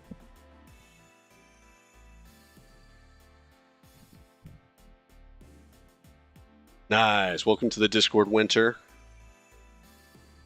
My Discord's pretty chill. We mostly just talk about data pack creations and stuff. We have a showcase channel if people want to just show off what they're making. And yeah, we're generally pretty relaxed people. Be nice, and that's really the biggest rule.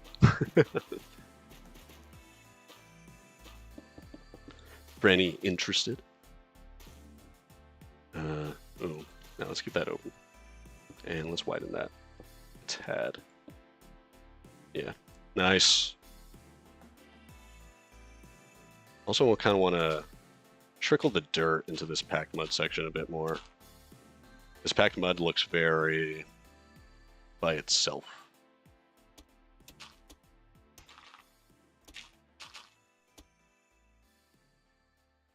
You don't like spiders, Markimus? Oh man, I think it was Tango Tech's. I haven't kept up with all of Tango Tech's Hermitcraft season, but in his recent video, he showed like this crazy mod that gave spiders custom models and animations, and they look super creepy. They were like moving their legs everywhere as they walked, and it was it was terrifying, but also really cool.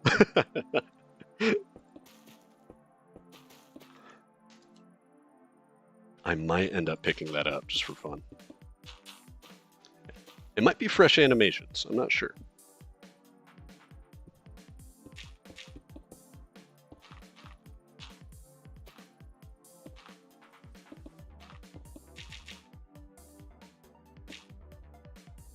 We're going to do another dirt pile thing here, and then transfer that to our mushroom give.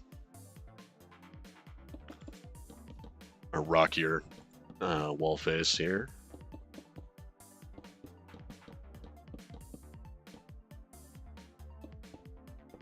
A lot of this section of the Bandit Cave 1 is... Oh, I don't want that marker.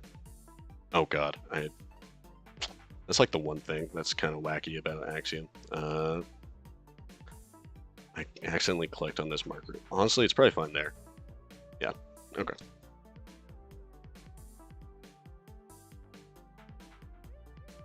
Yeah, there's some... Yeah, you get pretty early. There's like a ton of work that goes into publishing a data pack that's not just like coding the data pack, right? So like, in terms of availability, early access stuff will be there like pretty like pretty early, just cause words. Just cause, yeah, like for publishing, I gotta do graphics, I gotta set up information, I gotta do like usually like a showcase video as well. But yeah, I'm talking too much about Patreon. I'm not just trying to plug the whole stream or whatever. but yeah.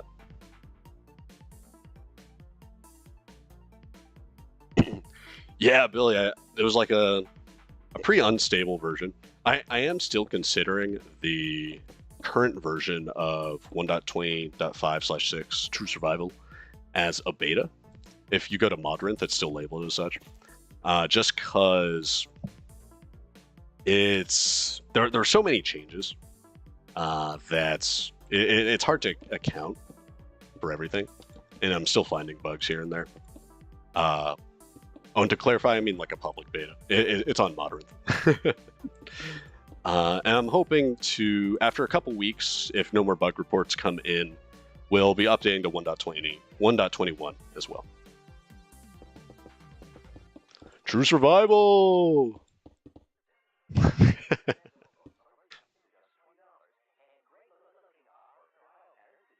Oh, you may have used the realistic spiders mod. Oh, yeah. That one like turns them upside down as well, too, right? When they go into like ceilings and stuff. That's so cool. Terrifying. I saw somebody make like this like spider apocalypse custom mod pack for their video series. And that shit was terrifying. It was all just like with the spider mod, as well as just every mob got replaced with a spider variant, like a unique spider that just tried to murder and eat you. And it was amazing. Gross. Terrifying. A couple spikes. Okay. Very nice, very nice.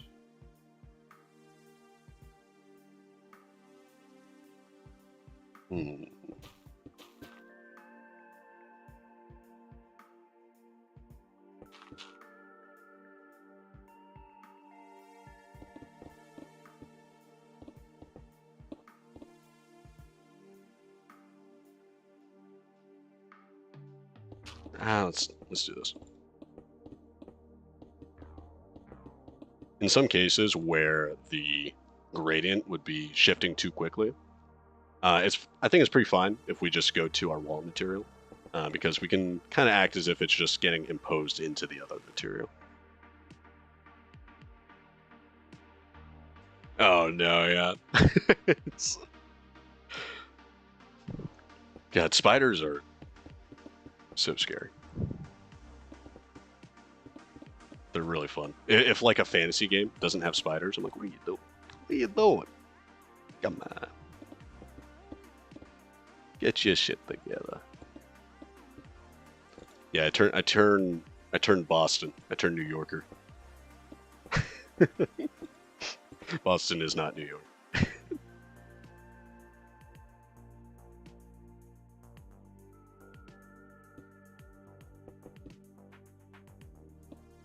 I like that. Let's add a little bit of brown mushroom. Yeah, there we go. Just kind of accent that like jut.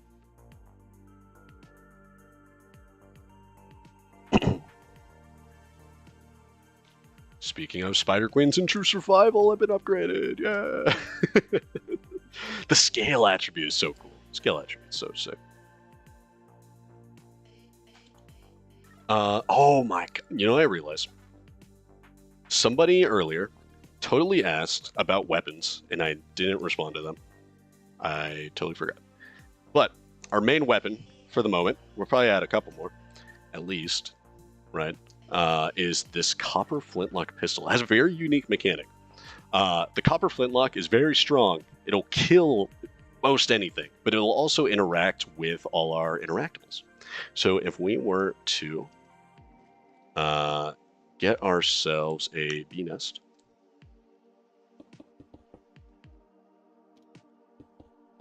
So I could shoot somebody with this flintlock, and it breaks right away. This flintlock has only one use. But you can be really strategic since it interacts with our other tools. So I can go up to the bee nest, and it drops the bees. Also, I wasn't supposed to... It cleared my night vision, because I think that function has a clear, just all effects command. So I'll probably need to look at that, make sure that's just a clear slowness command. Cool, good spot. But yeah, copper flintlock. And it didn't break because we're in creative. But if I go into adventure, yeah, so it gives increasing levels of slowness as we're zooming in and getting ready to fire. Flintlock. And if we stop it, if I stop holding right click during the build-up, it doesn't fire. So it allows us to be very strategic, very exact with how we use this gun weapon. Because you'll have this in addition to probably like a melee weapon and some rocks you can throw around to distract enemies and use with the stealth system, like literally distract them. But yeah. And so like there'll probably also be an NPC where you can go and repair the flintlock. But the idea of this weapon is to be a commodity. You want to use it exactly when you need it. Because it's very strong.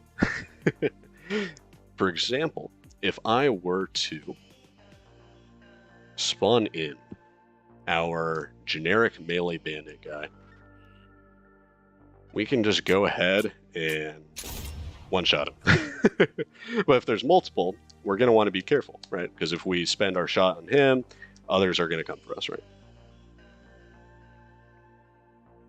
Smart, yeah.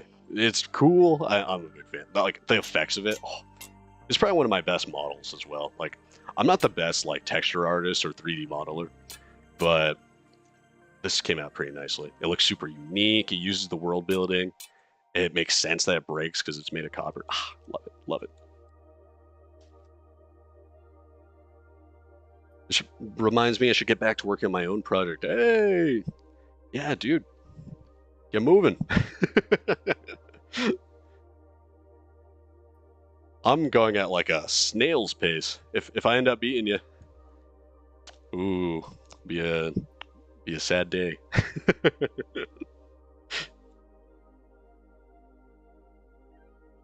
All right, let's continue our texturing though. We're getting distracted. No fault of my own.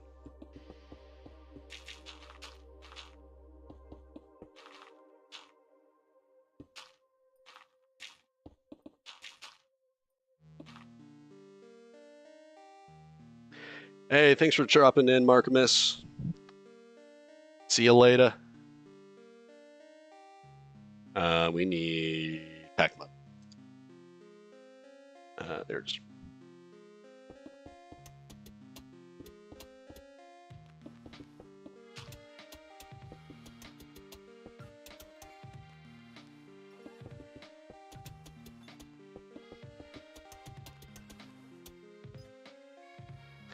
Built but not decorated. Ooh, very nice.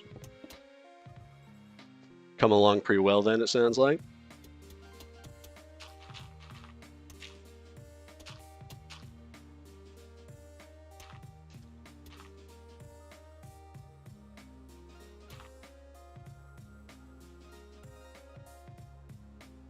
Very good. All right. I think we've got a lot of new people jumping in. We've been talking, we've been building. I'm gonna put up a poll. And it's asking if you guys want another tour. Because I think, yeah, we got a bunch of new people that might not know what's going on. We'll start a poll. Come on, YouTube, what are you doing? Don't let me do a poll. What's going on? Start a QA. I don't understand. Okay, well. Oh, I have to end the previous poll. That makes sense. That makes sense. I'm smart. Okay. Should we do tour? Yes, no. And start. Okay.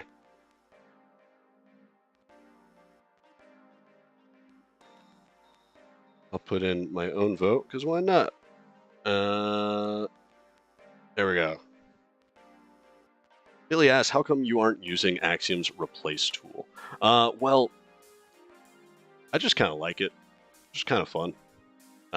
It feels good to just place blocks sometimes. In other cases, I have used the replace tool, especially for like the wider areas. Like I placed all this packed mud and granite with the replace tool. In the more granular, like angled spots where I have to like kind of be exact with my gradients and stuff, I like to just get in there manually.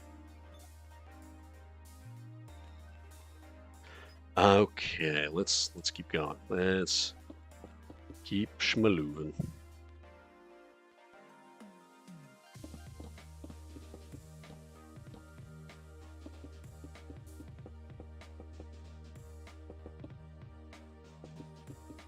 We're losing a lot of this shape there. Let's chill out. Okay. I like that. Winter asks, will the new Minecraft update have impact on your projects? Yeah, definitely. And to be honest, it already has. A lot of the like custom items and like custom blocks I've added, like interactable blocks, I have updated or still need to update. We are currently in 1.20.5 and 6, but there's still some work to make everything fully updated. There's a lot of cool tools. But we gotta get in there.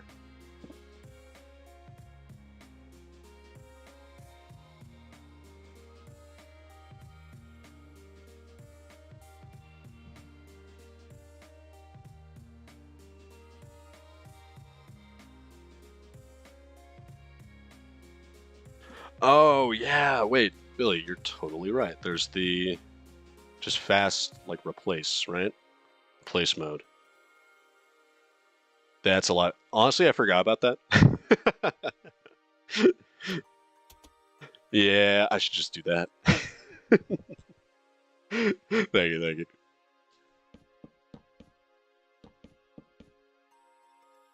That's a lot better. Yep. Yep.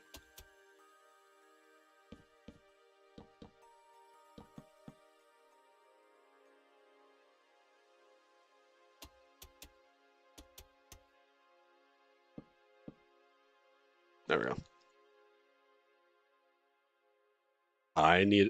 There's so many things about Axiom I'm learning, just like literally every day. Or every time I stream, more like. I think probably just about everybody who uses Axiom is probably better than me at Axiom. That is something I need to work on.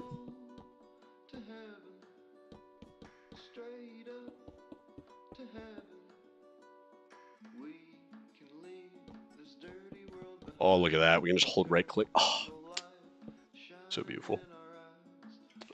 Pack mud. No! I messed up. There we go. Replace.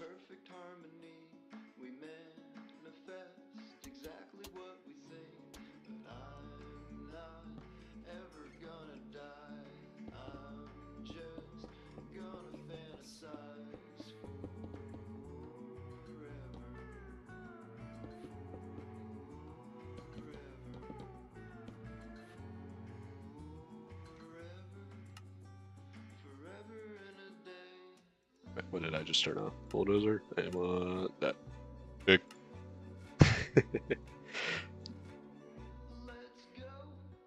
Hey, thanks for dropping by, Billy. See you later. Alright, I'm gonna check that poll we put up. 83% says yes. Alright, let's do it. We're gonna take a little poke around for all the new people that have dropped in. Okay. Guess we'll take it slow. This effect clear. We are at the sort of the beginning of just this big section that we've been working on. That is hopefully going to be available for the playtest pretty soon. Yeah, this whole section we're about to show is just kind of the content of the playtest that's happening soon-ish. TM. Yeah, over here we have sort of a nomad outlook, like a little encampment that's sort of nestled and kind of propped up into the wall. The nomads are a sort of group of characters that are going to be popping up here and there in the story. You'll be talking with them, but there'll also be a clan of bandits that are inhabiting the canyon, kind of running around, doing their thing, being not nice probably, and maybe some other people not be nice, and maybe some bandits will be nice. But yeah, over here we have basically a lookout into other sections of the canyon, and we have a little bit of foreshadowing. We're like, oh, there's like an opening over this way, there's another cave this way. How do we get there? And we can't get there because it's a poison swamp. This isn't green concrete powder, it's retextured powder snow. And we'll start dying if I weren't in creative. But yeah, so now that we know we can't go this way, we gotta find a different way to go over there. And we'll go over into Bandit Cave 1! Hype for Bandit Cave 1! And yeah, so we're gonna explore this way. There'll be a locked door in this section that we'll find somewhere in here. Unlock it. And we go to a hidden grotto. I don't want to show too much in detail because there's going to be spoilers. Eventually, we're going to make our way up through the skylight from the spider den over here, another little bog area. I like how this like spire kind of pokes into the cliff, and there's like that arch. Bunch of cool custom terraining done around. But yeah, and then eventually it wraps around. There's another secondary kind of canyon crack. Secondary crack. We got more crack. Don't worry about it. And then this reconnects with the main canyon, but from an upper trail. And it's going to be cool. But yeah, oh, gotta show. We gotta show Big Ball. What am I doing? Over here is what we worked on at the beginning of the stream. And it's Big Ball. This big old surreal looking area. And Big Ball's purpose is it's a death realm. I showed it off in a video, probably a bit like over a year ago now. And Big Ball, the death realm, is essentially where players will go after they die. And they'll have a chance to redeem themselves by completing a challenge and talking to an NPC over towards the center of the death realm. And if they pass the challenge, they'll recover a lot of their progress. If they don't, they'll be sent back to a checkpoint, and there'll be a bit of a reset. And yeah, a lot of that functionality is already implemented, and so right now we're just building content, building the world. And yeah, that's sort of what we've been focusing on today. This is the main spawn area. I'm not really going to look at that. That's sort of a hub of the game's like events. And we've done a bit of touring of other stuff. All right, I'm going to take a little water break. Don't worry, I'm still here. But we're going to start wrapping up the stream pretty soon here. If anybody has any questions, just start putting them in chat. Just going to make a chair, but we have chairs over here already. Look at that. Fully functional chairs in Minecraft.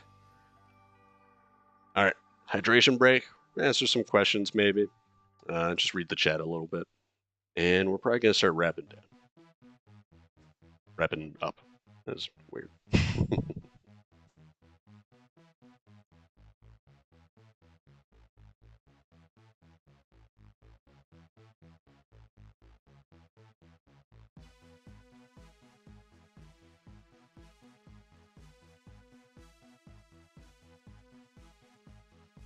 Woo, Bandit Cave 1. Main question, what's my favorite song? Oh, that's so hard to say. I think recently, my most recent favorite song, I can pull up the title here, was a song by Sugar Daisy from the album. Let's see. Sugar Daisy are like these, they're kind of like a folk band or something. They just make chill songs. You actually just listen to one of them. Let's see, what's it? Space Cadet. Space Cadet by Sugar Daisy was my frickin' jam for like months, and I played it till I got sick of it, and then I recently stopped, but it's still a really fun song. Also, am I adding custom music for each area? I think I would want to. I think I want to add custom music for each area. That's sort of an extra feature. I think it'd go a long way to adding like immersion and a bunch of character to the map, to the game. And so I want to, is all I can really say. Maybe. It pretty much comes down to if I can get an artist who wants to. I have my friend who I usually ask for help with music, so I'll probably ask him.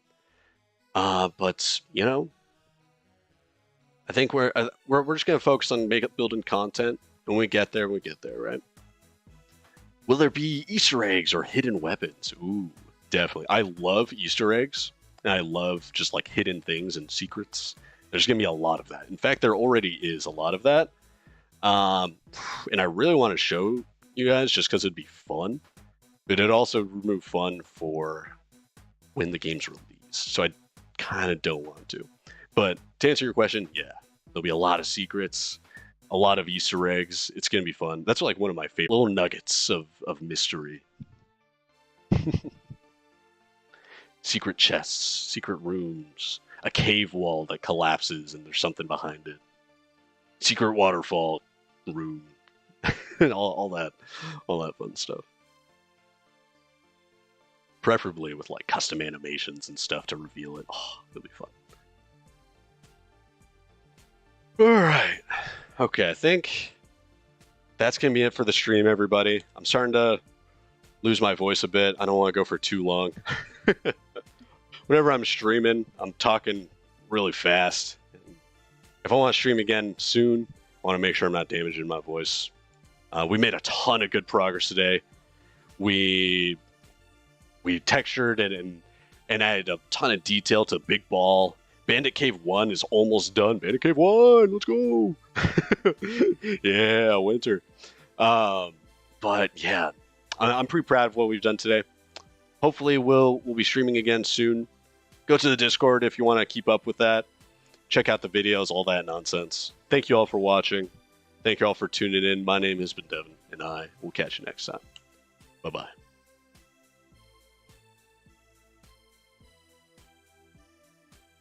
Oh, you're joking. Missed. Ignore that. I'm a professional streamer.